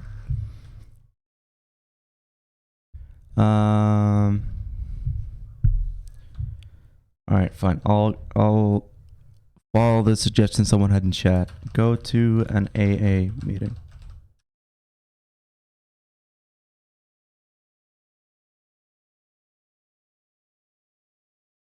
Walk to your nearest meeting and hope someone can help you with the pain you're in. Hi, I'm Chris and I'm an alcoholic. You say, unsure of what to say. Hi, Chris. Everyone else says in return. I think my name was Human Boy, but whatever. It's Chris now, I guess. I guess it's anonymous. Maybe it's a fake name. My troubles began when I saw a deer in the woods that walked away from me without saying hello. Then I got drunk and got beaten up by a crowd of angry people for no reason.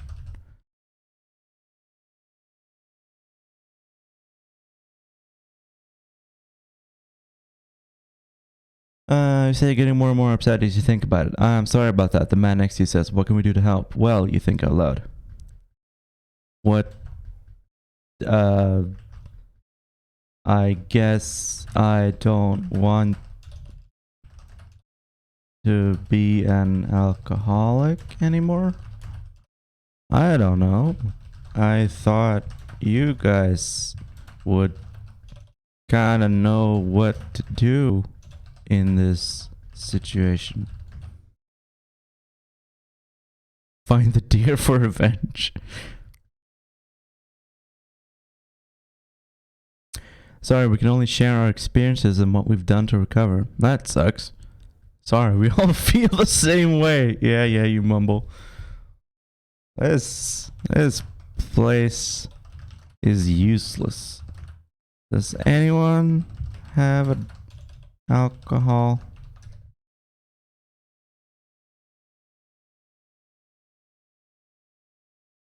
Oh no, we're trying to quit, someone says. Too fucking bad. If you guys don't help me, then I'm gonna die. You hear that? I'm gonna die.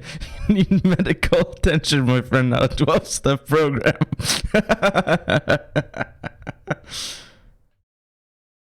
Is one of the steps more alcohol?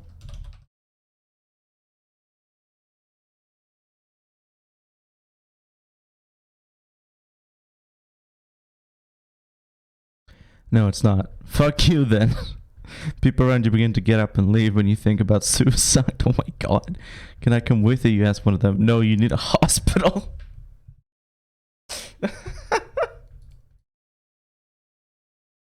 Ask if anyone wants to fight.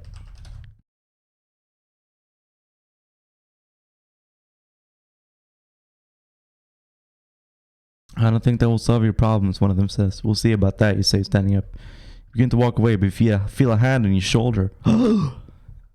Someone who wants to fight? Where are you going, they ask. I'm gonna get a drink, you say, shaking off their hand and begin to walk away. You're not going to a bar, you're coming with me. You shrug and follow them to a hospital. Okay. Just that. Okay.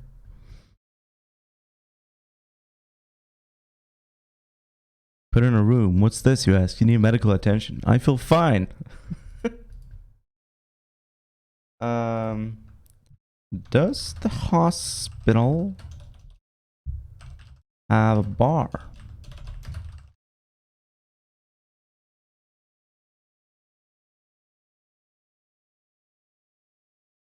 No. Fuck you.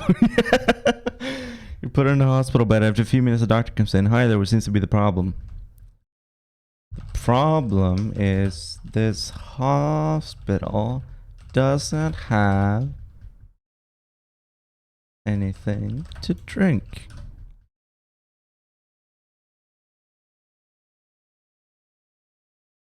You're drunk, the doctor replies disdainfully. You're ugly. You don't see me giving a shit. I was sending you to rehab. Whatever helps you sleep at night, doc.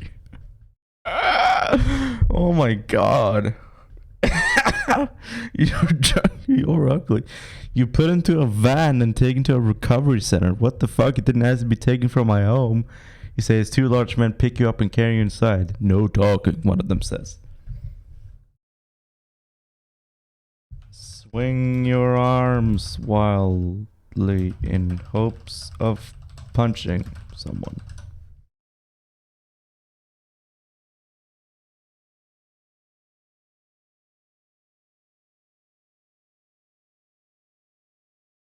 You hit them in the face a few times and they drop you. Go fuck yourselves, you yell at them standing up. They begin to beat you and you pass out.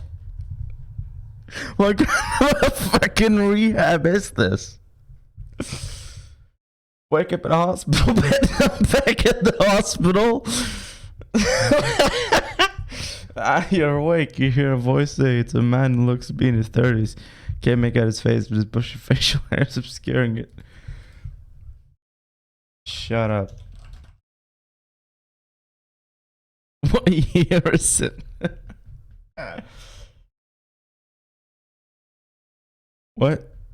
I said shut up. Don't want to talk to you. Who the fuck are you anyway? I'm your boss. I own the mine you work at. Shit. Do you have alcohol?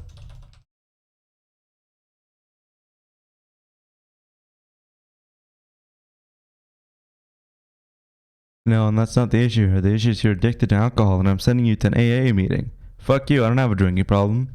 I already went to an AA meeting and they took me to the hospital. Then the doctor sent me to rehab. Then the rehab people beat me up and I ended up back here.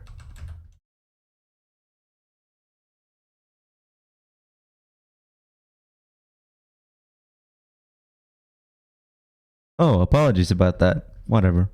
I'll get to the point. I need you sober because we're going mining for promethium tomorrow. What's promethium?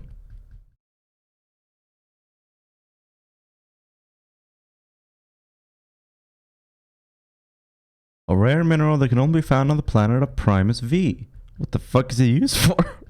Most of the things relating to space travel, it's very rare, so it's very value. It's very value. Shake your head. Pay me in alcohol and I'll mine all the promethium you want.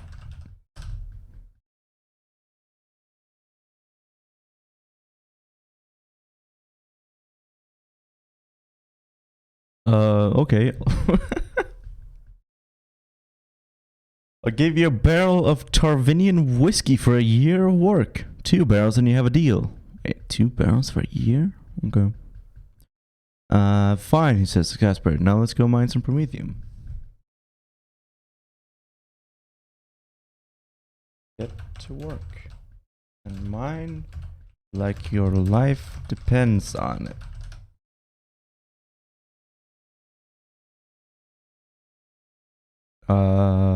No, that's not what I meant. Work for a solid month mining away at the promethium. You drink barrels of alcohol and by the end of it you're very, very drunk. Your boss takes you to a doctor. What's going on? If you want me to work in your fucking mine, You need to stop taking me to a doctor every time I drink.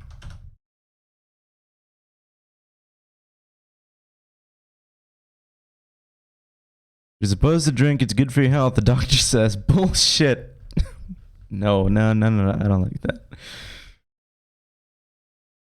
I'm not taking you to the doctor, I'm taking you to a psychiatrist. You're insane, they can help. I'm not insane, fuck you. They hit a button and you feel pain course through your body. Electroshock therapy? What year is it?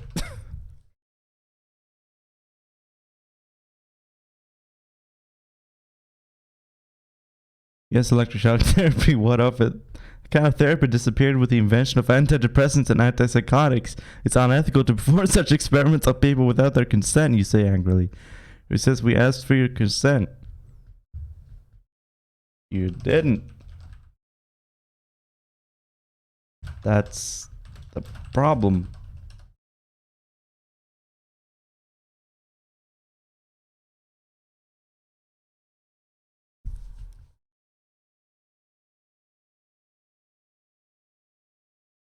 You're not making sense. We settled this issue. Let's go see the doctor. They strap you to the table and you wince as they shove the electrodes onto your skin. They turn the machine on, sending a jolt of electricity through your body. Oh no. It feels good.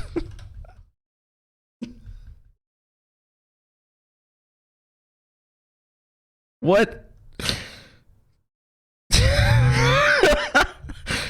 It feels good. Antidepressants and antipsychotics ended electroshock therapy because it felt good. They found a link between the brain chemical dopamine and pleasure, and sending that electric current through your brain causes an excess of dopamine to flood your body. You become addicted to electric shocks instead of alcohol.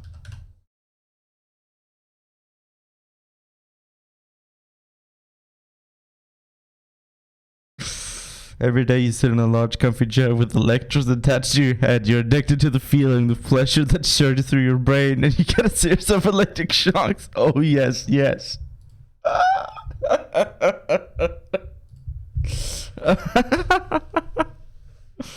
I don't even know what to say to that. What? Begin to moan in ecstasy. See, he's enjoying it. Keep going. They continue electrocuting you until you lose consciousness. Oh dear God, help me, you whisper.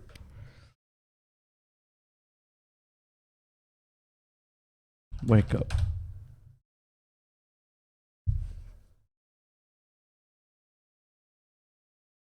Wake up strapped to a gurney. You're covered in blood, vomit. Oh my God. Oh no, I don't like that. That's too fucked up. Wake up in the medical bay, lying in a hospital bed. Your boss stands over you looking furious. You stupid son of a bitch. You mined for 2 weeks straight, made us fall behind on our quota, and then blew the fuck up.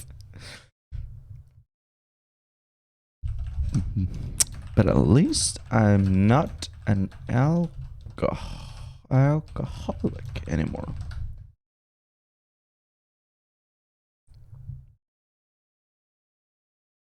The project is a huge success, no longer drinking alcohol. I should fire you for that alone. Not only did you blow up our mine, but you used a legal explosive. You're paying for them, by the way. The UPP seems to think you stole them from them, but I didn't. I just enjoyed the electroshock therapy.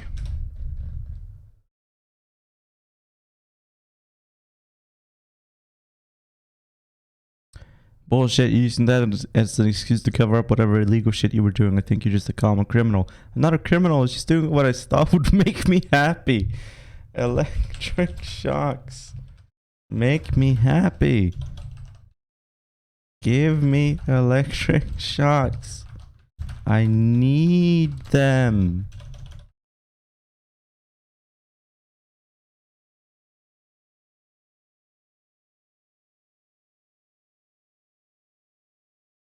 So you said your boss replies coldly, no more electroshock therapy. You're too dependent on it now. Goodbye. You can't live without the electroshock therapy. You lose all purpose in life.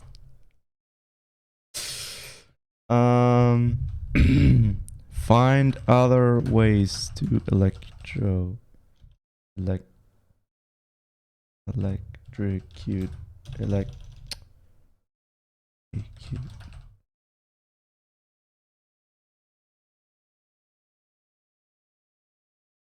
That all right? Electrocute.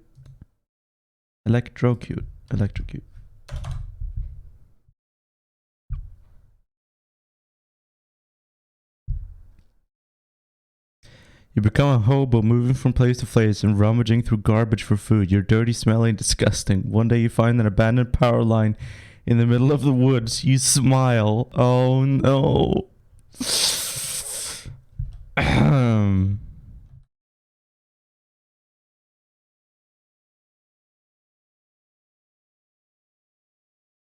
Maybe this could give you a small electric shock to satisfy your cravings. You touch the wires on one hand and your body explodes into hundreds of bits as the high voltage current runs through your body. You die. A tragic end for a tragic soul.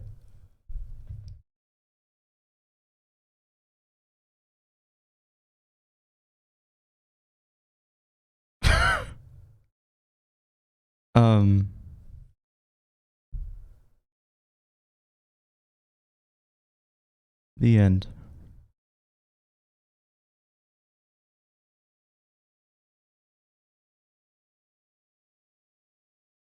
This was written as an addictive personality character. If you did not add the addictive personality, the character will have a different experience in the world. Huh. Really? Did it decide that from the beginning?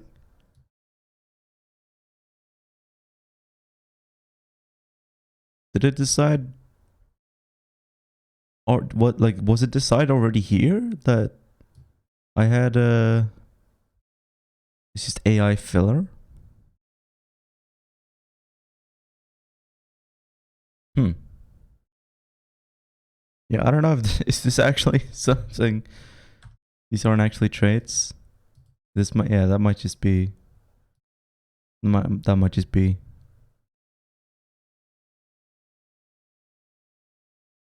I don't know. We keep saying the same thing over and over again. This is a cautionary tale.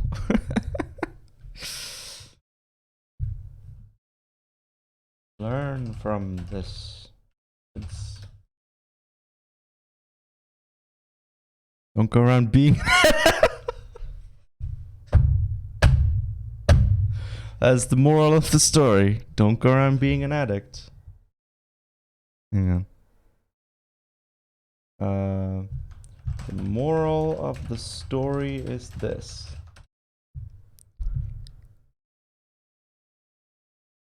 Addictive personalities hooked on electroshock therapy are doomed to a life of misery, addiction, and hoboism. Oh my god. That's terrible. Try again.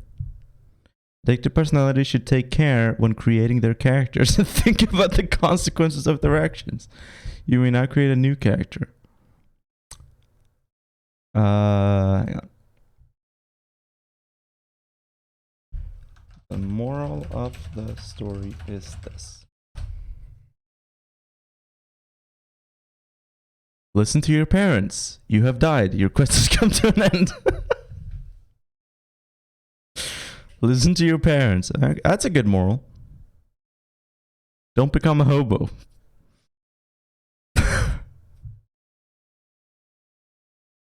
Just don't be homeless. That's, yeah. Learn from this, kids. Don't be homeless. Don't fuck around with high voltage cables. That's a good moral. That's a good moral. Don't fuck around with high voltage cables. Now that's a moral I can get behind. Don't do that. That's very dangerous. I mean, don't fuck around with cables in general. Or electricity. That shit's scary. Never listen to the advice of a one-eyed melty teddy bear. Well, don't become an alcoholic. Don't become an addict.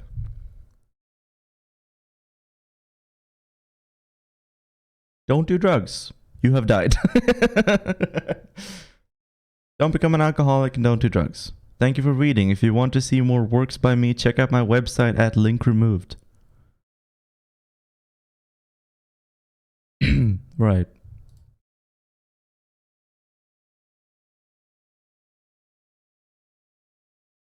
Never become obsessed with something that it causes you to lose all reason and self-control. Also, you shouldn't be playing this game if you don't want to die. Alcohol is good. The end. Moral of the story is this: alcohol is good. The end. Okay, I want to try creating a custom thingy. Let's see, how do we do that? Home, new, prompts, fantasy, mystery, custom. Enter a prompt that describes who you are in the first couple of sentences where you start. Okay.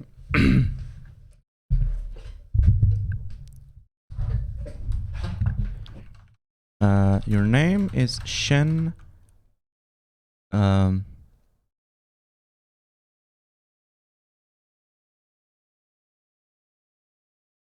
Bepiro. Jenna, you are a very intelligent political commentator. Famous. Commentator.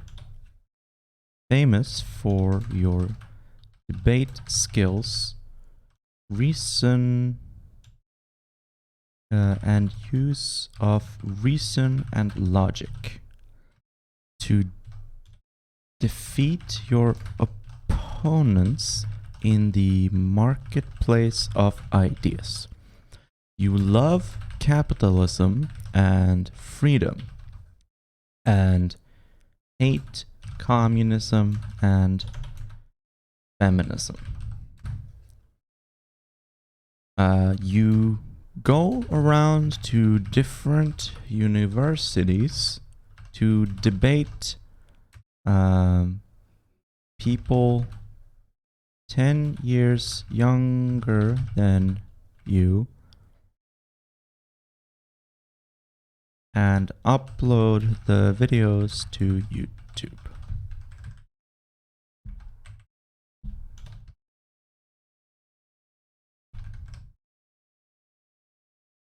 You make a lot of money this way. Today, you are debating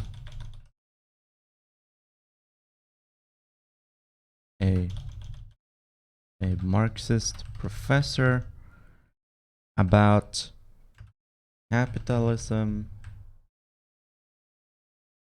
and the topic is capitalism versus socialism.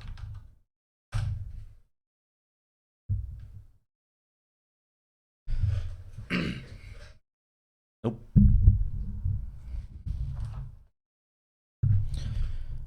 No, stop. Stop saying you're not a Marxist. Why does the professor keep saying he's a Marxist? Or he's not a Marxist? Nope. Come on. I can edit what he says. Come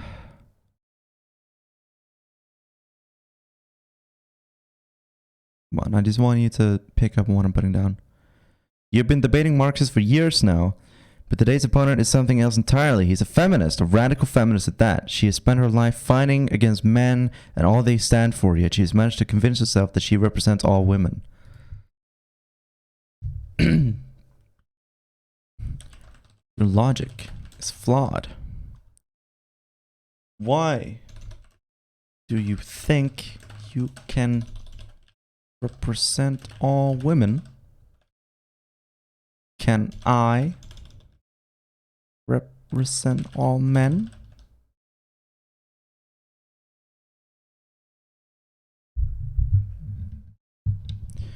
Why not? We're all equal here, the woman says. That's not true. You reply. Hang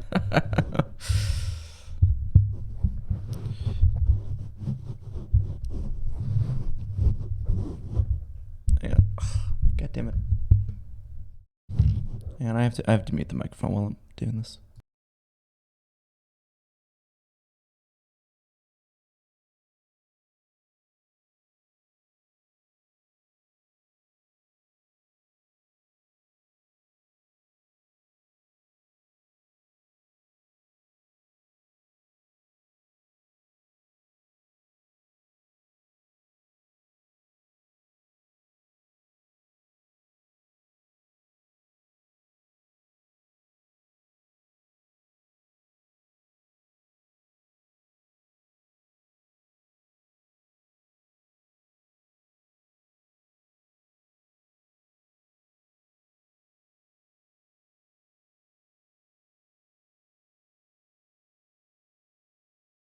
I bet Asher's fantasies of getting into debate with Ben Shapiro. No, I don't. What kind of equality? True equality? Equality of opportunity? Or fake communist equality of out.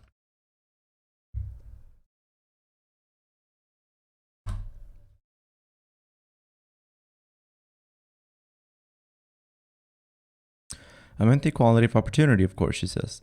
Why can I stand for men then? Why not a gay black guy? They face more discrimination than me, you say. Well, because I don't know. Exactly. You don't know. Just like all the Marxists and the feminists. You don't know anything. Because you don't use reason or logic. You care more about feelings.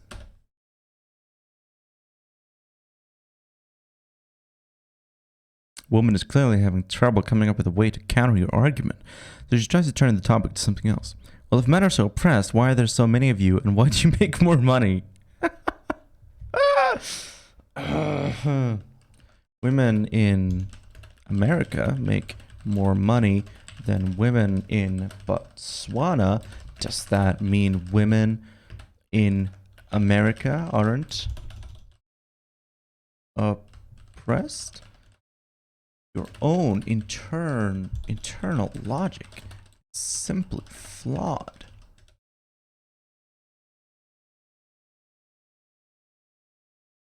Yes, and the reason is because of affirmative action. It's easier for men to get jobs. They're given more opportunities and they also make more money for the same job, the woman gloats. Affirmative action for men? What planet are you living on? That's simply not something that exists.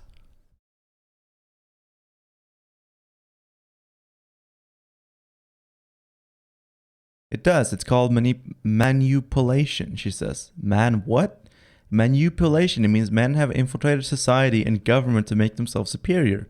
That's not a word, you point out.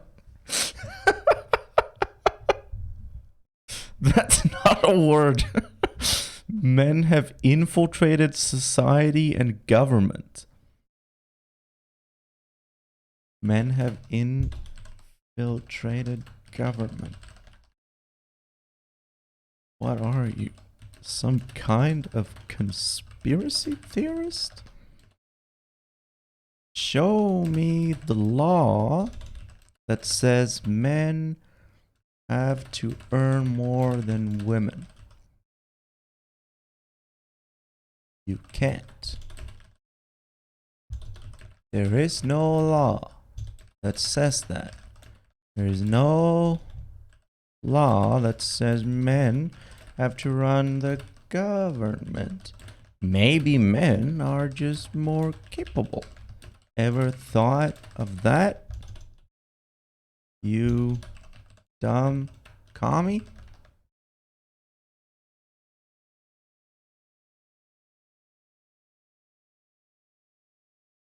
That's a logical fallacy. Logical fallacy? Your whole argument is a logical fallacy if you ask me. Oh yeah, and what's your argument? Just sell your house and move.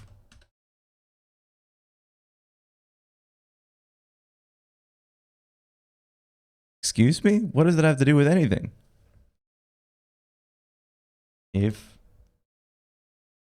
climate change is real, just sell your house and move.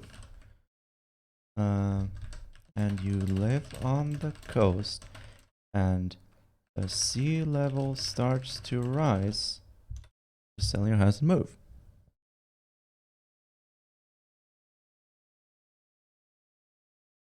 Oh my god, you're not taking this seriously at all, she says. I am. I just don't like your argument, so I'm proposing an alternative one. Exactly.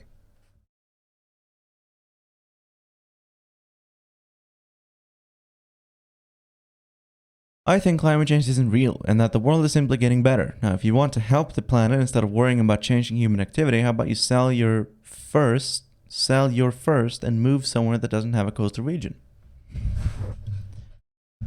Easy. Wait. Oh, oops. The woman doesn't really have a response to that and just sits there looking at you in silence. You're an idiot, she says after a minute. I'm an idiot because I don't buy into the climate change myth? Also, that's an ad hominem, which is not an argument.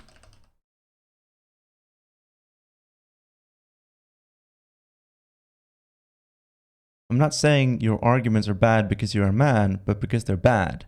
Yeah, sure. Look, this is equality. I can say your arguments are shit, just like you can say mine are. Okay, your arguments are shit.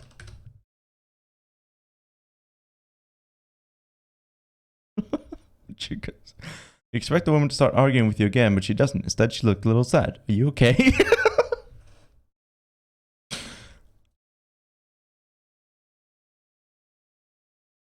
Your hand on her shoulder and comfort and say everything's gonna.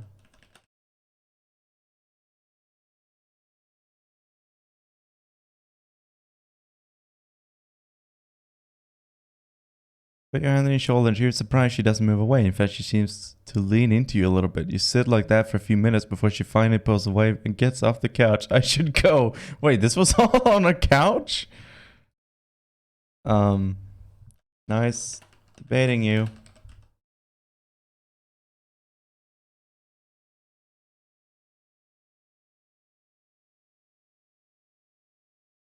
Really believe that you wouldn't be part of this organization, the woman says. Well, I guess you got me there.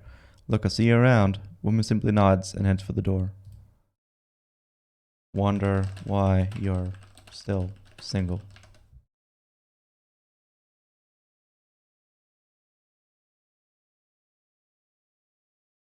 The woman leaves. You sit back and think about how she's totally into you. Just then your friend walks in.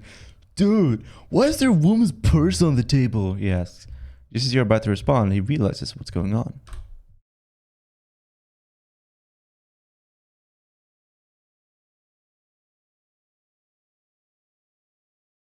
Oh shit.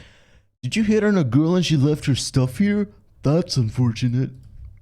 No, I just had an intellectual debate with her about feminism and climate change.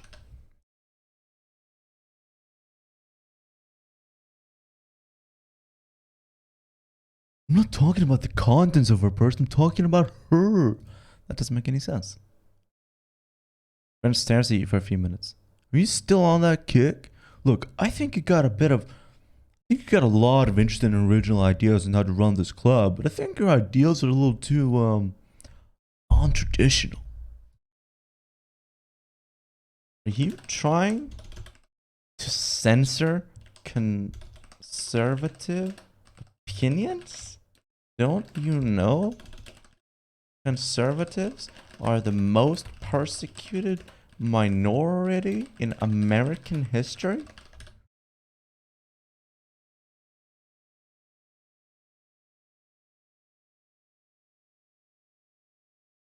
I'm not trying to censor you. I just don't want the club getting shut down because we're discussing things that are too inappropriate for university funding. I won't let myself be silenced. People deserve to know the truth. Feminism is bad, and climate change isn't real. You can't stop truth.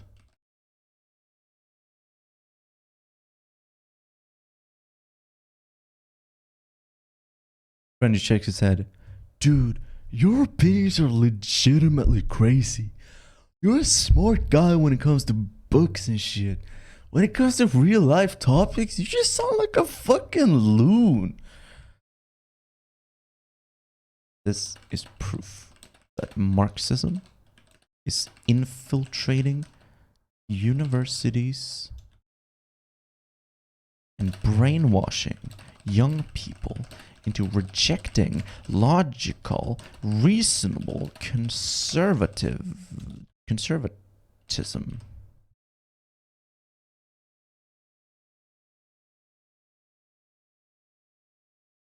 First of all, I'm an econ major, so I really hope you don't think I'm being brainwashed into anything.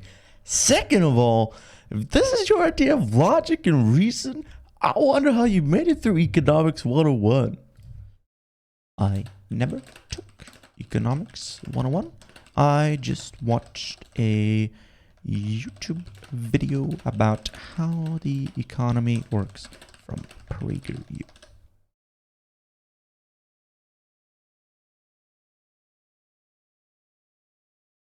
Yeah, I knew you were being uncharacteristically angry and political for the past few months, but I figured it was just because of the election. Now I see it's just your personality. You're out of line, man. Get out of my apartment.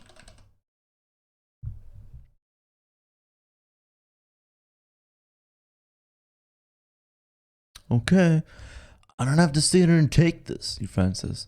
I'm going home. You should really think about what you're saying. Friend grabs his bag off the floor, opens the door, and leaves. Make a YouTube video about how conservatives are being oppressed and no one cares.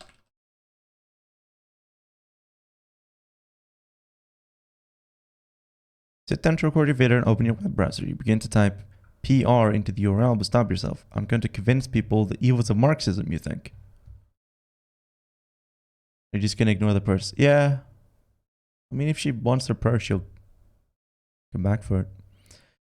Going to have to make some actual arguments. You take a deep breath and try to forget what you think you know about politics. Let's do this, you say to yourself. Get your video with some simple phraseology and an outline of your video. Marxism is stupid and wrong, actually.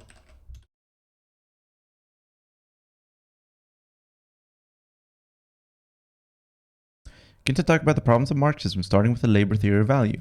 Oh, I want to see what the AI says about this.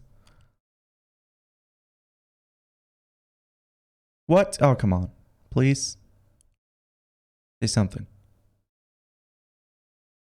You decide to take a quick break. Maybe I should take a different approach.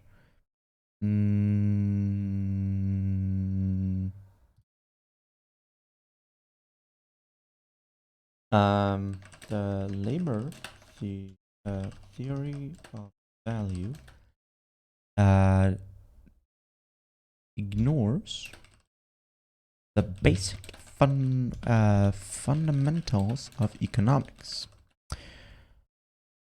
The line has to go up, but Marxists want the line to go down. The line going up is good for everyone, and the line going down is bad. Marxists want to spend money, want the government to spend money, but that requires taxes, which makes the line go down.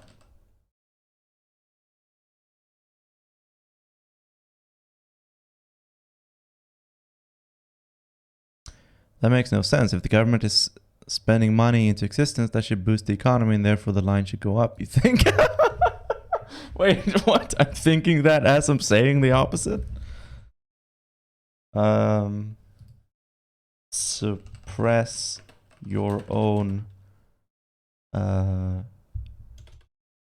your internal thoughts. Don't let yourself be brainwashed by your own logic into thinking Marxism is good.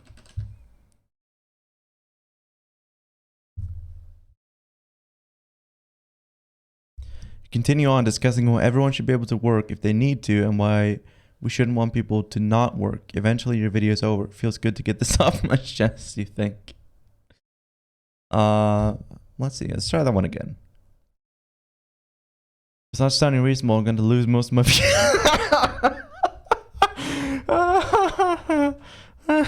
If I start sounding reasonable, I'm going to lose most of my viewers. Marxism is bad for the same reason feminism is bad. It is stupid.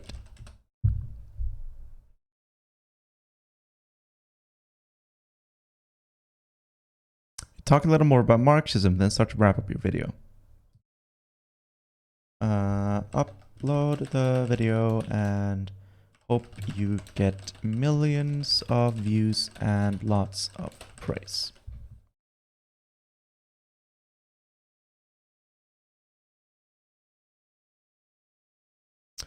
Your video gets a large number of views and a lot of praise. I guess I'll make another video soon, you think. Go to marxists.org. www.marxist.org.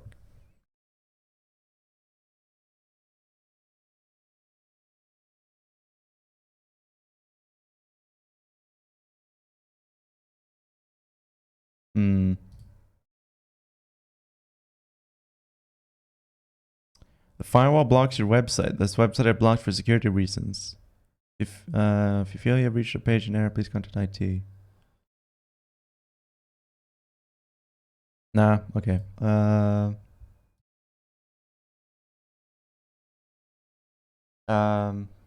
Read the Communist Manifesto in order to be able to better debunk Marxism.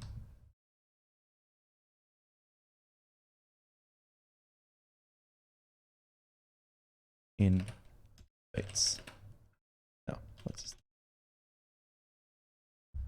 That easy being a YouTuber? Yeah, it's that easy.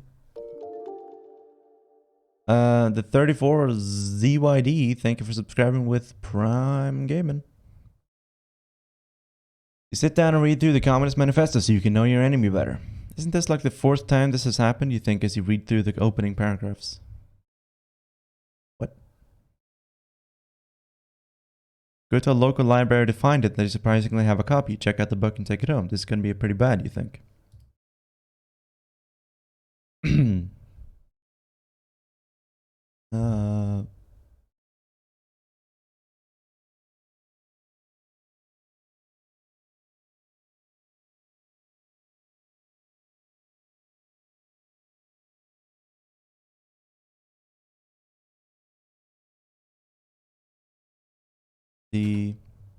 Wait, what, is this the preamble or the preface? Preamble. The preamble starts out.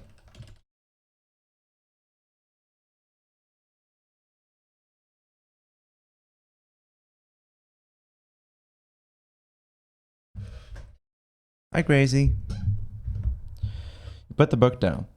This is going to be worse than I thought, you think. You decide you probably shouldn't read something that is more confusing than what you already knew about the topic, so you put the book down. No, I need to read it. I need to read it to understand communism.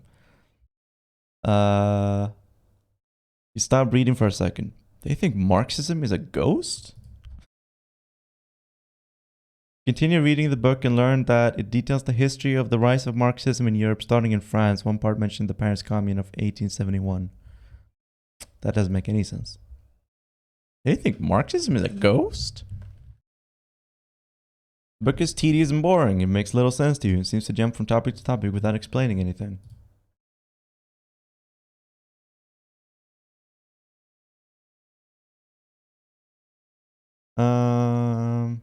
I don't know if I actually want to copy paste stuff.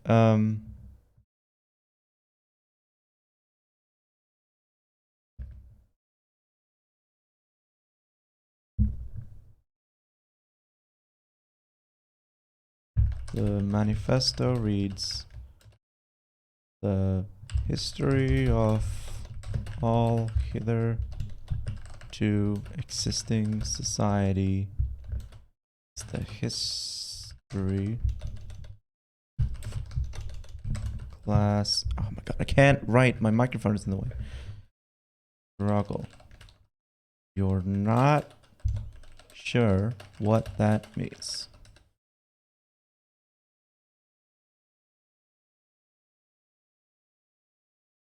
Finish the book and you still don't really understand it. The Communist Manifesto makes even less sense than I thought, you think?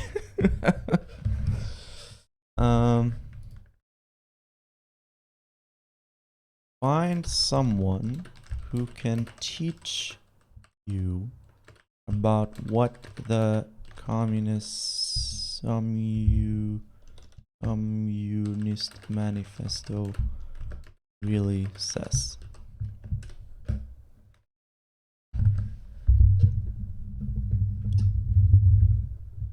I hope that's not too loud when I move my microphone stand like that.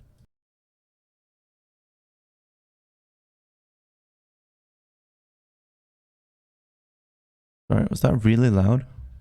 It looked loud on the waveform. I'm trying to mute my microphone every time I move it. Go to the only person you know who is at all like you, your little sister. Your little sister's sitting in her bedroom drawing a picture. You walk in, hey Sophie, do you know anything about Marxism? How old is my little sister? Why do I think she knows about Marxism? Alright, what's she gonna say?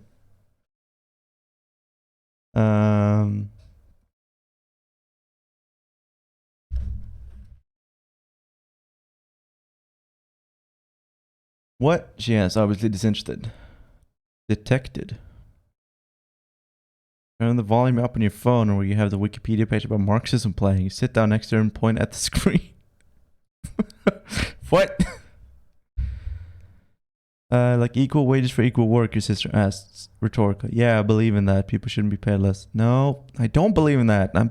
I'm Shen Bashiro or whatever. Hey, so have you done anything about Marxism? No, why would I? I was just asking. Why are you here? Sorry, I'll leave. Okay, that's good. Go to the local Communist Party headquarters and knock on the door. Wait. Black Panther Party.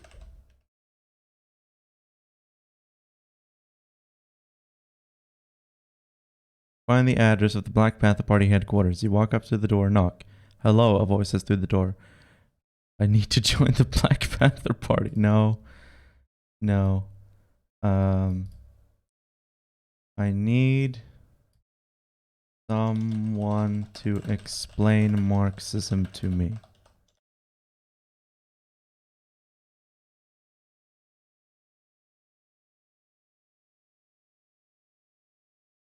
There's silence for a few moments.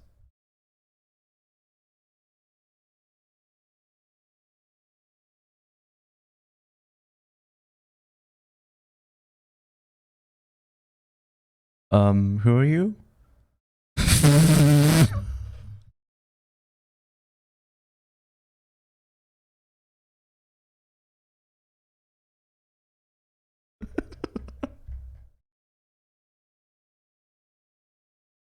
Jen Bepiro.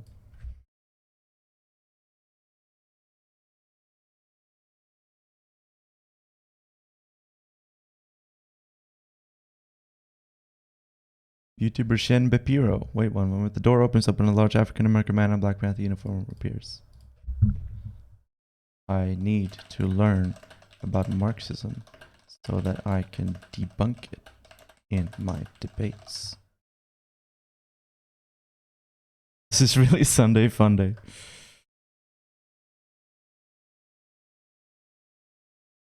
Ah, left-leaning YouTuber. Nope. Right-leaning YouTuber. You really think it's possible to learn about it in a few moments? Well, can you at least tell me how to learn about it?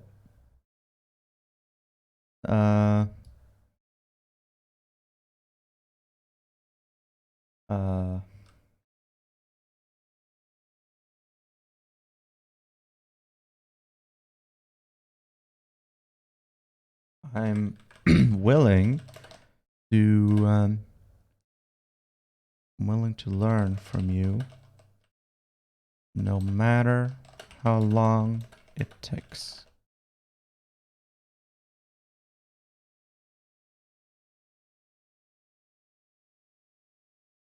All right, I'm Captain Allen. I'll teach you what I can starting now. Okay.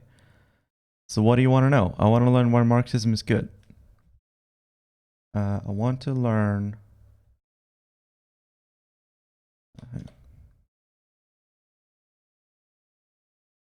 I want to know. I want to understand the basics of Marxism.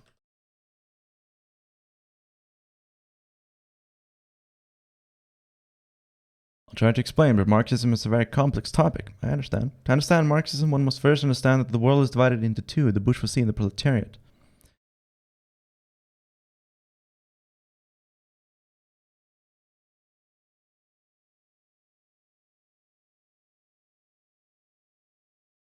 I don't know what those words mean.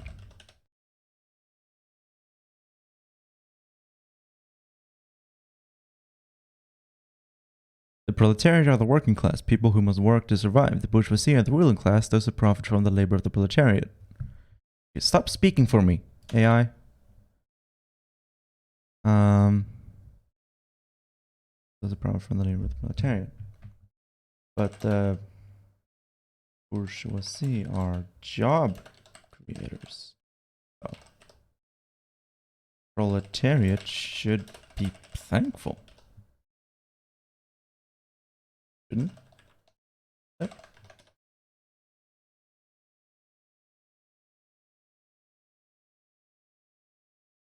Not in Marxist ideology, profit comes from the expense of the proletariat who do all the hard work. The bourgeoisie are parasites who profit off the labor of others.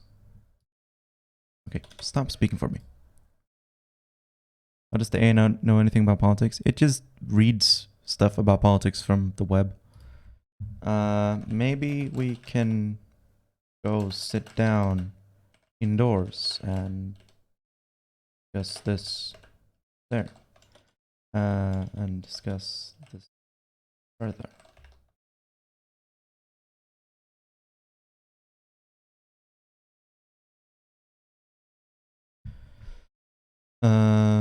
All right, the Black Panther says. You both walk into the party headquarters, find a table to sit at. So,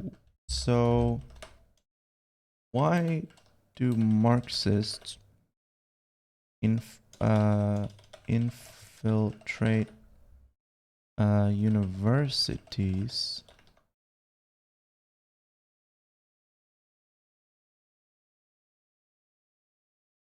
We infiltrate universities in order to teach the youth. In communist countries, everyone is taught about Marxism. Why though? Well, in order for Marxism to take over, we need a strong support base. What happens after you take over? Do you steal everyone's property?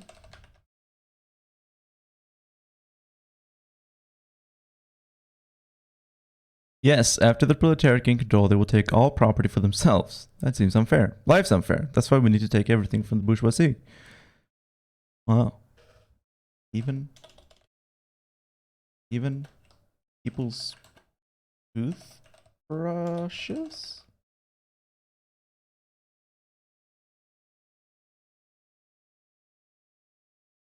If they have one, the proletariat will take it. That's pretty grim. It is, but that's why we need to start a revolution. Why? Why do you need to take people's toothbrushes? So.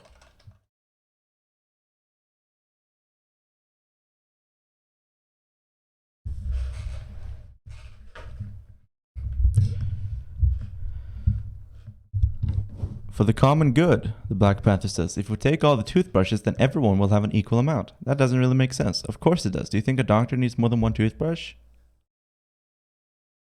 Do doctors have more than one toothbrush today?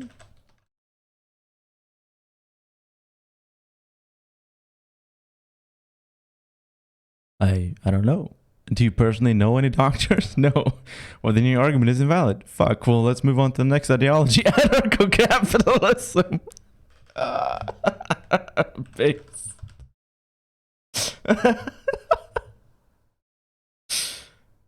I just converted this Black Panther to anarcho-capitalism.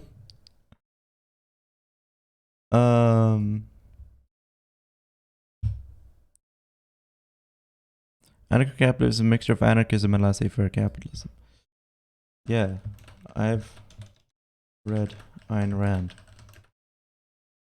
It's awesome.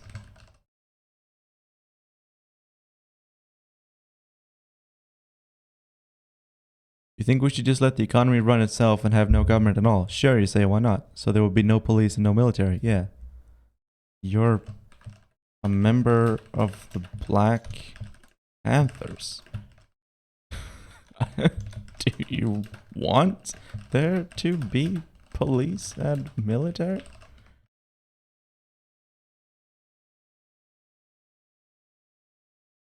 Well, yeah, but only to protect the ruling class. From who? From the proletariat. Us, you're a traitor then. What?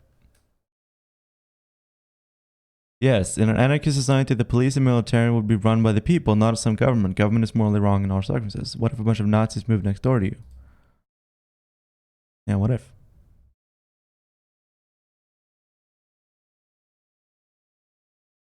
Then I would enlist the nearest anarchist militia and kill as many of them as possible. And that's pretty violent. Exactly. That's why I'm a Marxist, not an anarchist. Seems like you're contradicting yourself.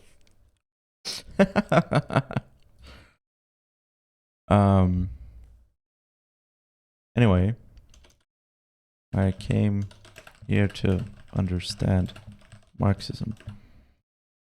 Can you explain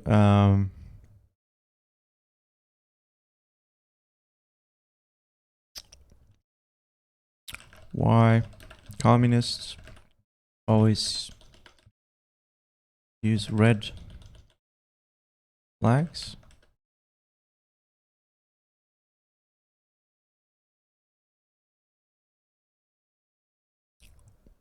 Traditional color of communism, the red flag. But the flag of the Soviet Union is red, and it's a sickle, not a flag. Before that, it was a flag. What? Communist Manifesto was written on a piece of blood-stained cloth, since renamed to the flag of communism.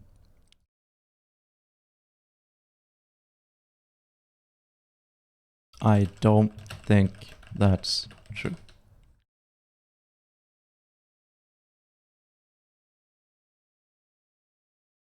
Isn't it? Well, I'm pretty sure it is. The traditional anthem was a burgundy flag.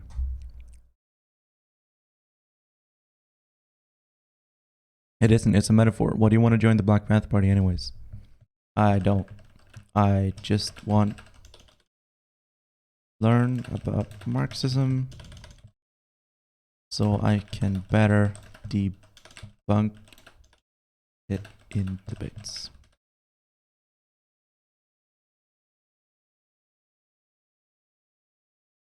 Debate? Well, we're not scared of debates. We welcome them. I'd love to debate a bunch of college kids. Okay.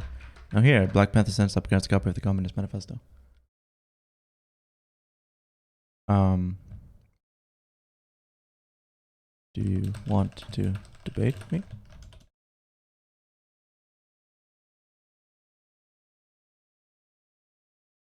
Yes, we could debate right now. Okay.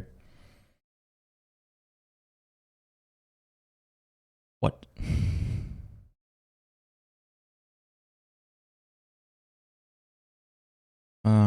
No.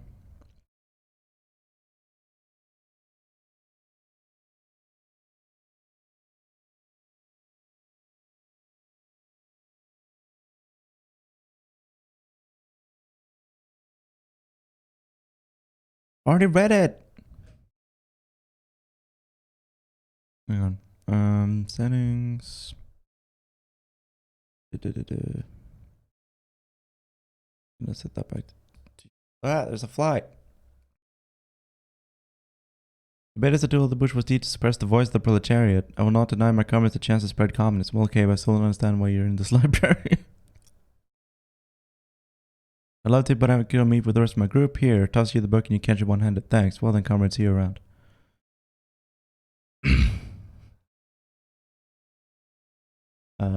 Go back home, having learned nothing at all.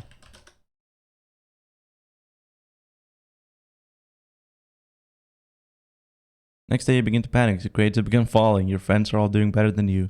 The only people who even want to talk to you are the losers. Blame Marxism or just blame Marxism. You blame Marxism. Blame the fact that you've been failing on your classes since 4th grade on Karl Marx. It's his fault. He's a bad person, and since he's a bad person, his ideas can't be good. Go to debate club.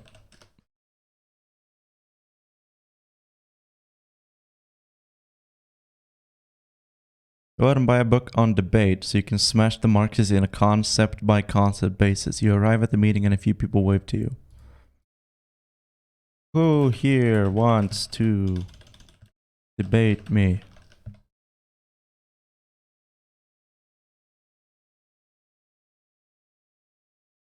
Say this really loudly and everyone stares at you for a moment. I do. One guy raises his hand. He's tall and skinny and looks like if Ned Flanders was a communist. Get up on the debate stage.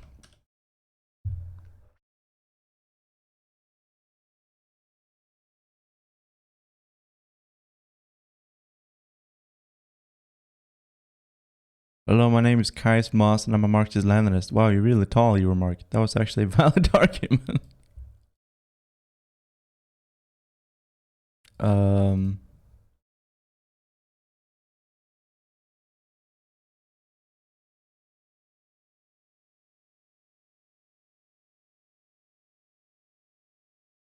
Thanks. He begins to lecture you on the concept of the means of production. You don't really agree with what he's saying, but some of his points seem really convincing. You clearly don't understand basic economics.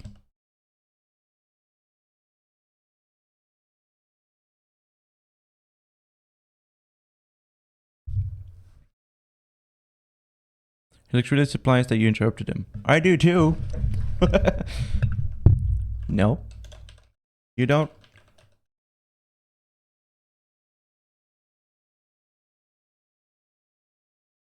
Yes, I do. No, you don't. Do too. Don't. This continues for several minutes.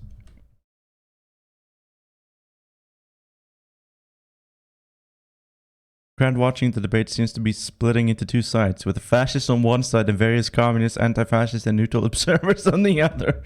Oh my god. If you understood how economics worked, you'd be rich. But you're just a poor college student.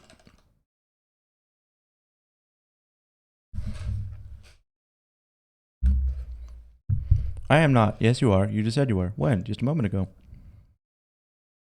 I don't like that. Let's do that one again.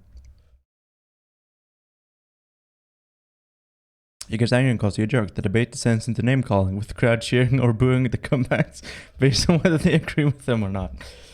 Your mom is stinky, and your dad probably committed several parking violations recently.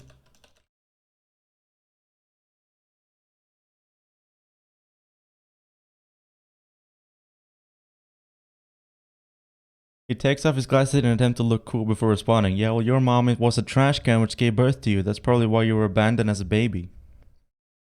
You take that back, you motherfucker.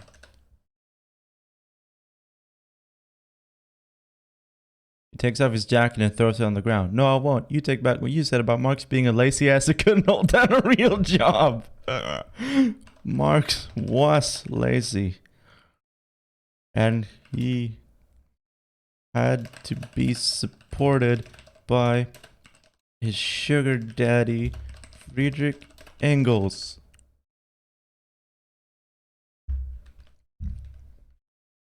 That's not true, you fascist bastard. Karl Marx was a hero. Eventually, he notices that his jacket is on the ground. He quickly picks it up and gets back to insulting you. And Marx's beard was ugly. And he was stupid. And his ideas are bad.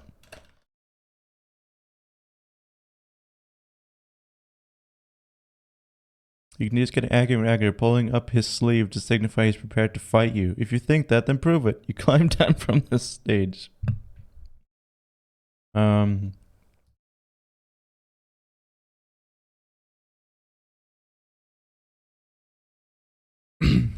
I'll prove it by defeating any Marxist who wants to debate me in the marketplace of ideas. Marxism can be defeated quite simply by using logic and reason.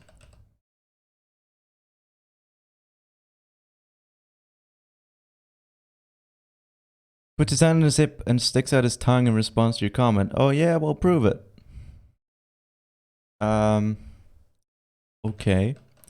First of all, a planned economy would require a lot of... That's not how it's spelled.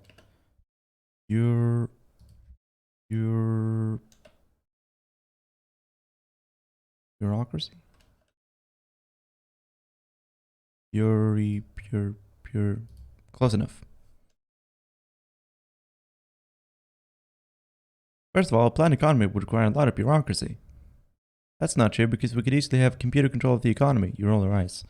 Computers don't understand basic economics.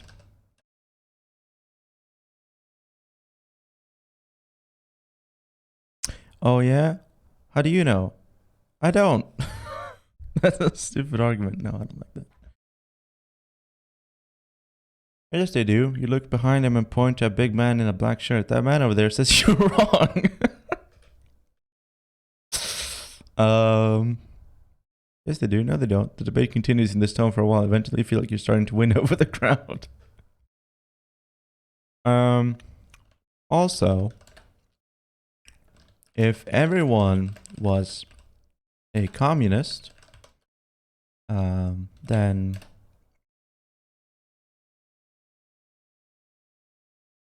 democracy wouldn't even work because there'd only be one political party to vote for, and one is none, and two is one.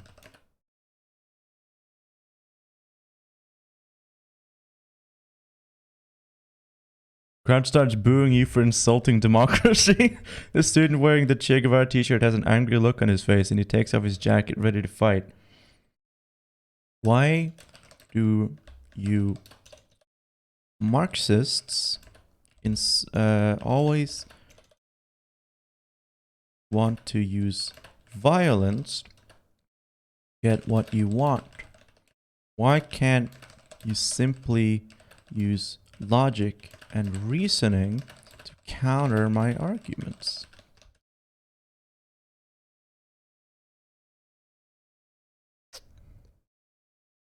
He tries to hit you, but you dodge out of the way. Unfortunately, he trips over his own feet and falls to the ground. A loud gasp emanates from the crowd. And here we have undeniable proof. Oops. Undeniable proof that communism is bad.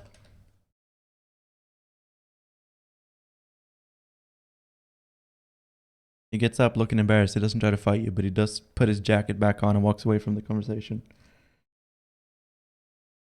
Anyone else want to debate me? A girl in the front row raises her hand. I'll debate you. Excellent, you say. What's your opinion on the matter?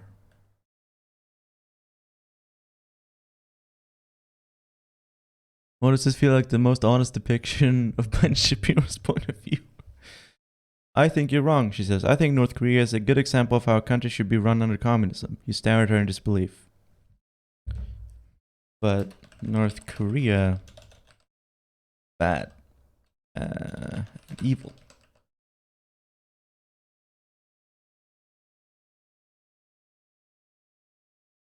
How is it evil? It imprisons people who say bad things about the government, just like how it imprisons people who try to leave.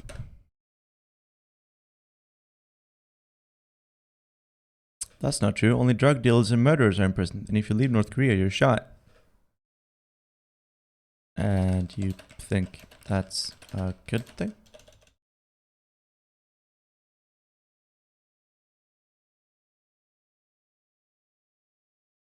Yes, the crowd, noticing that the debate isn't going anywhere, starts to disperse. Try that one again. Hello, are you still there? I'm not arguing with any you anymore. Of course, why would you want people leaving your country? It's not safe for them. It's very dangerous.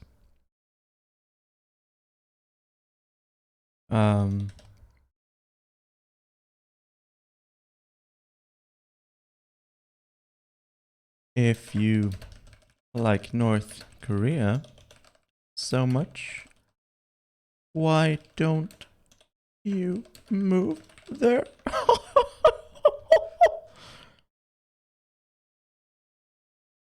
I might do just that. I'd like to see you try. Pick up your bag and walk away from your crowd. Might just do that. You should. If you like it there so much, then you should go live there. I will. Say goodbye to the girl as she moves to North Korea.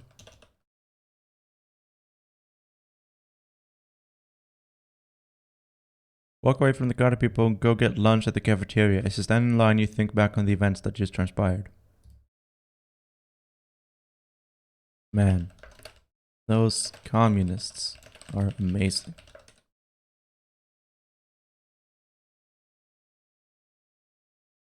Wonder how the student was so dedicated to communism despite being unable to give a single reason why communism is a good system of government other than it's my opinion.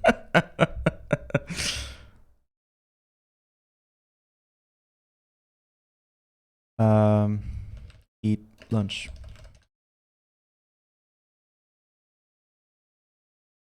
After you're finished eating, you decide to head to the library.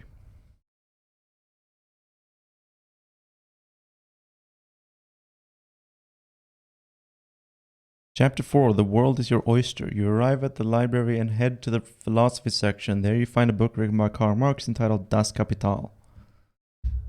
Try reading it.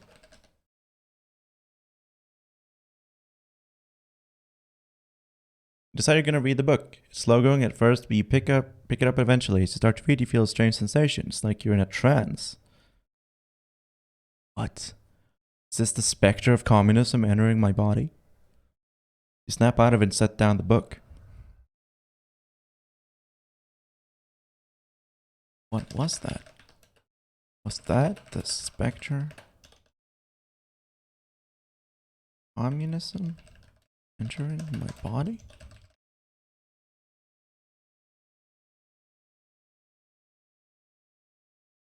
Can't be sure. You decide to go get some dinner at the cafeteria. What? I just ate. You get out your laptop and start looking up Karl Marx online. You've heard about a good Marxist website called socialism101.com. You enter that site and start reading.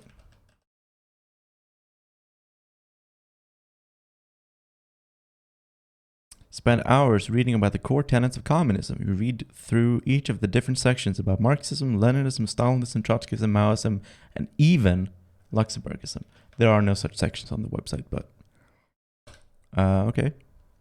Let's see what it comes up with next. You decide you want to learn more, so you open up your phone and start texting your friends. You send the link to the socialistworker.org to Ian. What is socialistworker.org?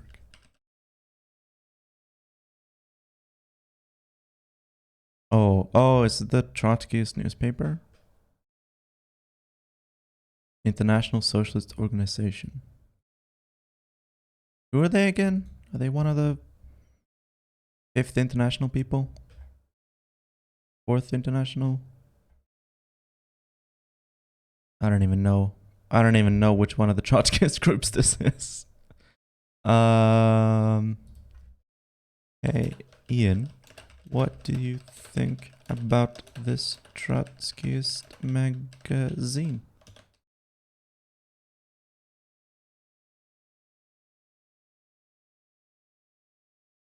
You gotta be fucking kidding me. Trotskyists are a bunch of liberal idiots who don't know what real communism is. They're no better than the Democrats.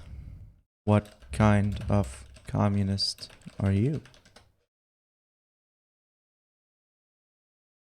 I'm a Marxist-Leninist, obviously. Only a true believer in the international working class can take on the brutal capitalist system that explains works to the world. Can you come down to the library where I am and teach me about Marxism, Leninism? I'm trying to learn basics.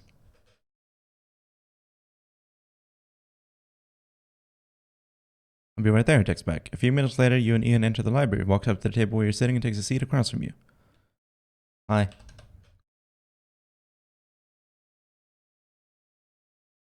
Hello. You want to learn about Marxism, Leninism? Yes, I want to learn the truth.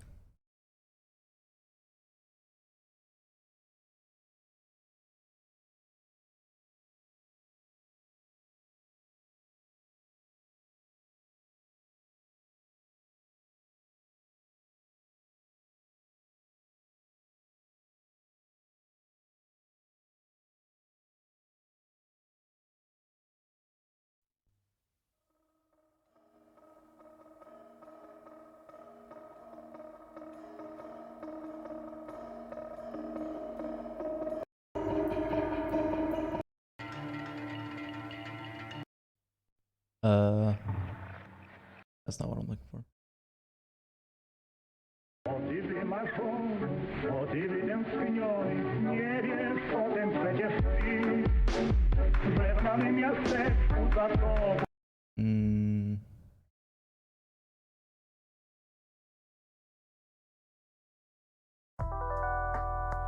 Отличное местечко.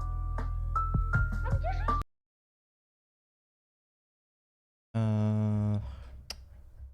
Come on, it's gotta be.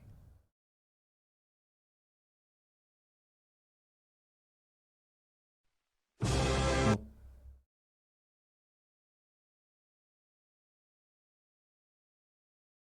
Can't play anything that has copyright. Nope, not that.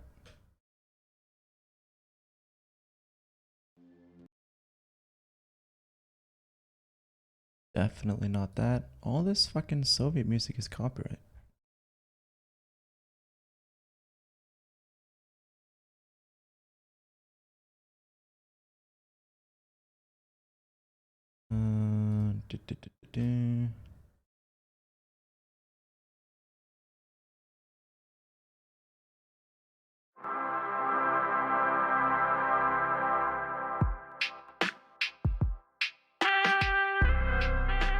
Okay, this works.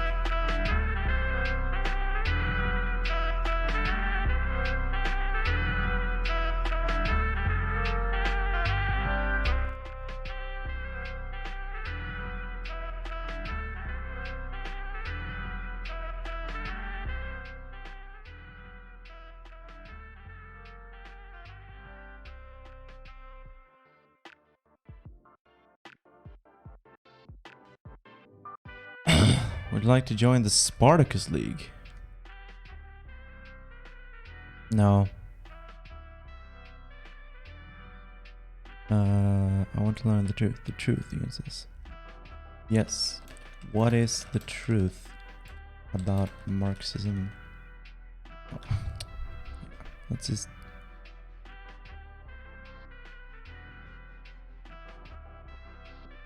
What are the basics of Marxism-Leninism? Big hug to share. Thank you. Plush unicycle 96. Well, that's easy. There are a few key concepts that all Marxists believe in. First, the idea of the dictatorship of the proletariat. That sounds bad. Dictatorship is not good.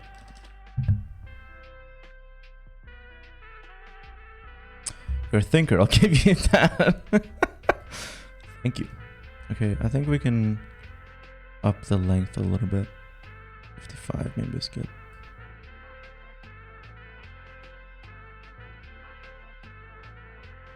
No. Oh, hey, Grom.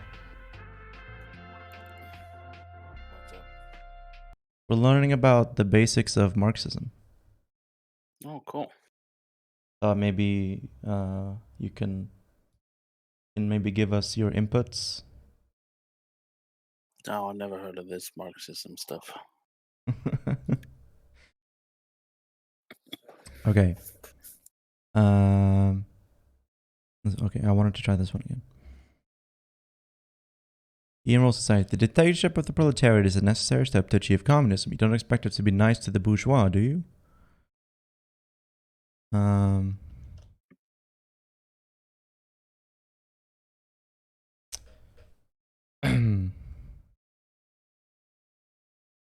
But why not a democracy of the proletariat instead?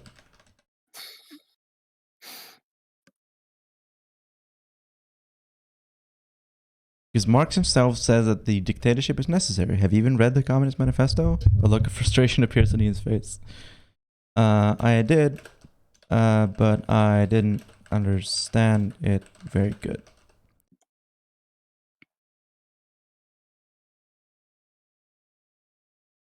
Well, I can see that. Let's get started on actually learning about Marxism-Leninism. Post out a book, enhance it to you. It's a physical book, not an ebook. Even communist philosophers still publish physical books. Okay. I don't like, okay. Okay, fine. Thank you.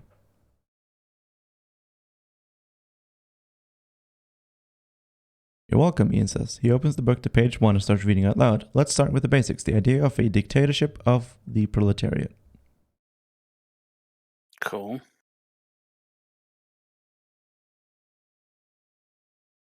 Read the rest of the chapter, then the next one. By the end of the second chapter, you understand everything.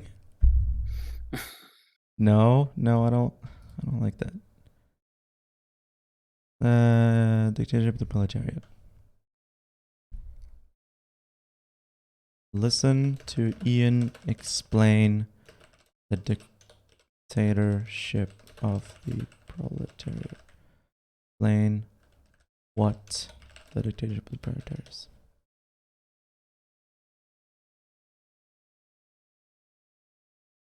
Ian explains, under socialism there's still a ruling class, the police, the military, and the bureaucrats. All of them keep the working class down.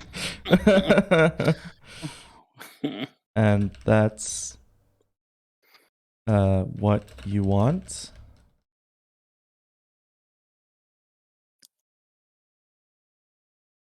Of course not. The working class needs to rise up and overthrow the ruling class before the beginning of the transition to communism.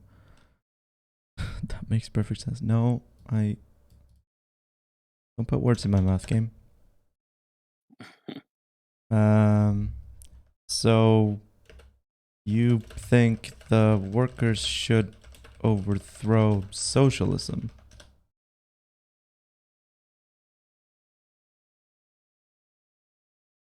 Not at all. The workers need to overthrow the government and take power for themselves. That way, the government is truly run by the people and serves the people.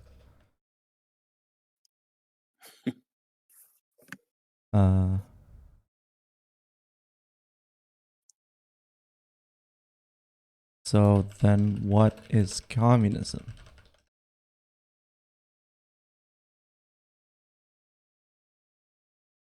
Well, when the workers run the government, that's democratic socialism. When the workers own the means of production, that's communism. No, not really. You take a moment to let it all sink in. So what made you decide to become a communist?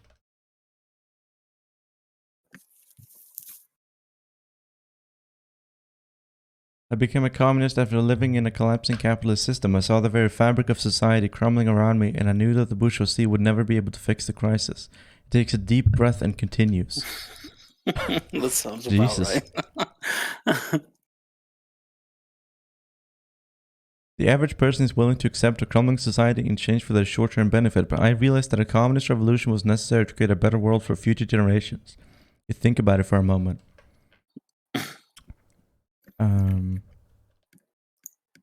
What I don't get is why you need to take everyone's toothbrushes.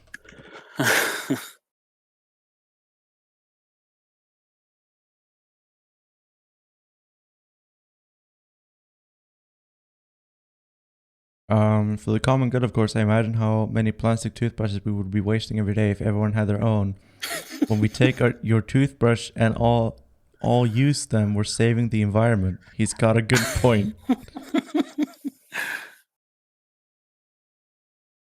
What if we just use wooden toothbrushes instead?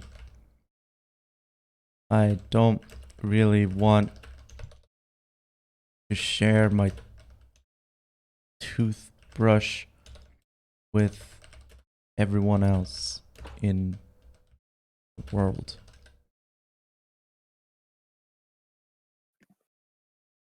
A noble suggestion, but a wooden toothbrush would take hundreds of years to biodegrade in a landfill. I don't think that's true. The plastic ones we're using now will only last a few decades before fully breaking down. I think you have that backwards.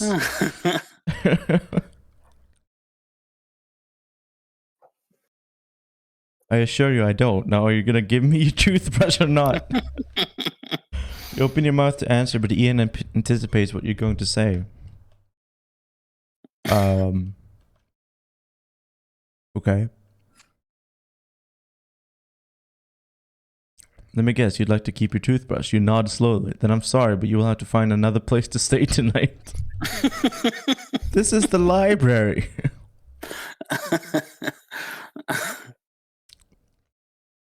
I didn't quite hear you. I think there's a draft in here. He looks at you expectantly. Anticipates what you're going to say. I didn't quite hear you.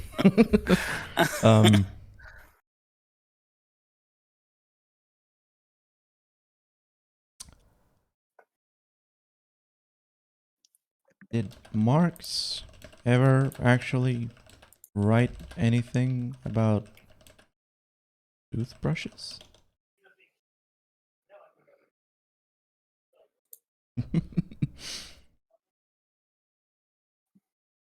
Ian thinks about it for a moment, then says no. As far as I know, he didn't, but that doesn't matter. What matters is we stand up for what's right. Can't argue with that. Alright, fine. Give Ian your toothbrush.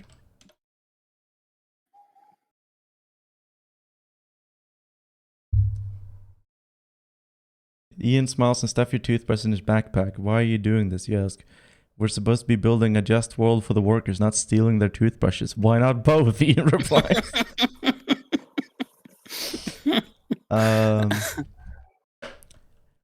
Okay, let's get back to learning. What can you tell me about Stalin?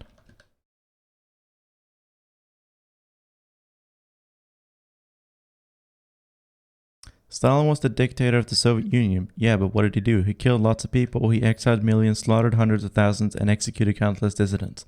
Why? Why indeed? Ian said he was a Marxist-Leninist, but why not? You sigh and look outside the window. Outside, a lone pigeon sits on the windowsill, glaring at you two. It's the CIA. Stalin, CIA bird. take people's toothbrushes as well?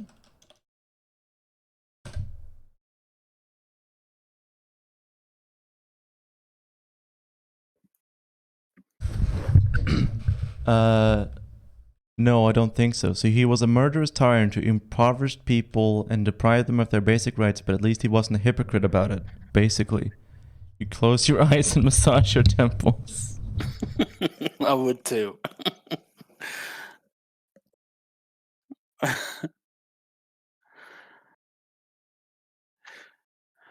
Yes. People were much more poorer after Stalin.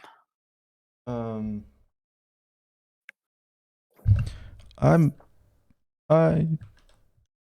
not sure you really understand communism at all.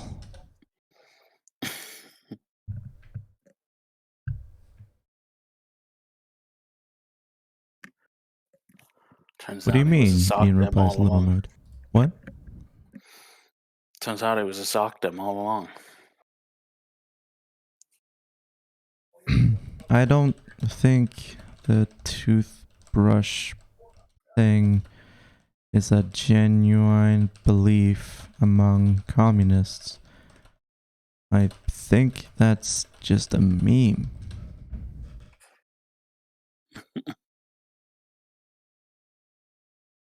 Ian sits quietly for a moment, staring at his desk. After a minute, he speaks up. So, do you want to go get burritos? Yes. Go get burritos with Ian.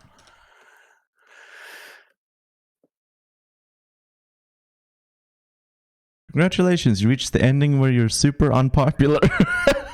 This ending is most exclusively to comedic script, so feel free to ignore this choice if that's not the genre you were writing for. Great. I reached the ending where I'm super unpopular. I think I was unpopular from the beginning.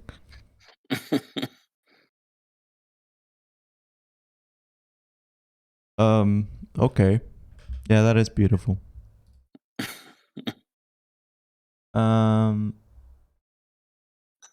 Let's see. Who's online right now? Oh, what's Ben doing? It's interviewing someone. I don't know who. Oh.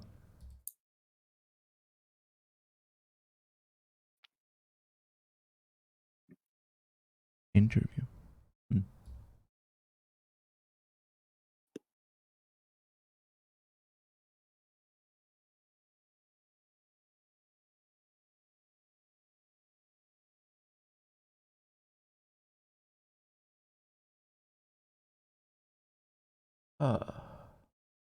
Nope. Alright, I think I'm done with AI Dungeon for today. I'm not really sure.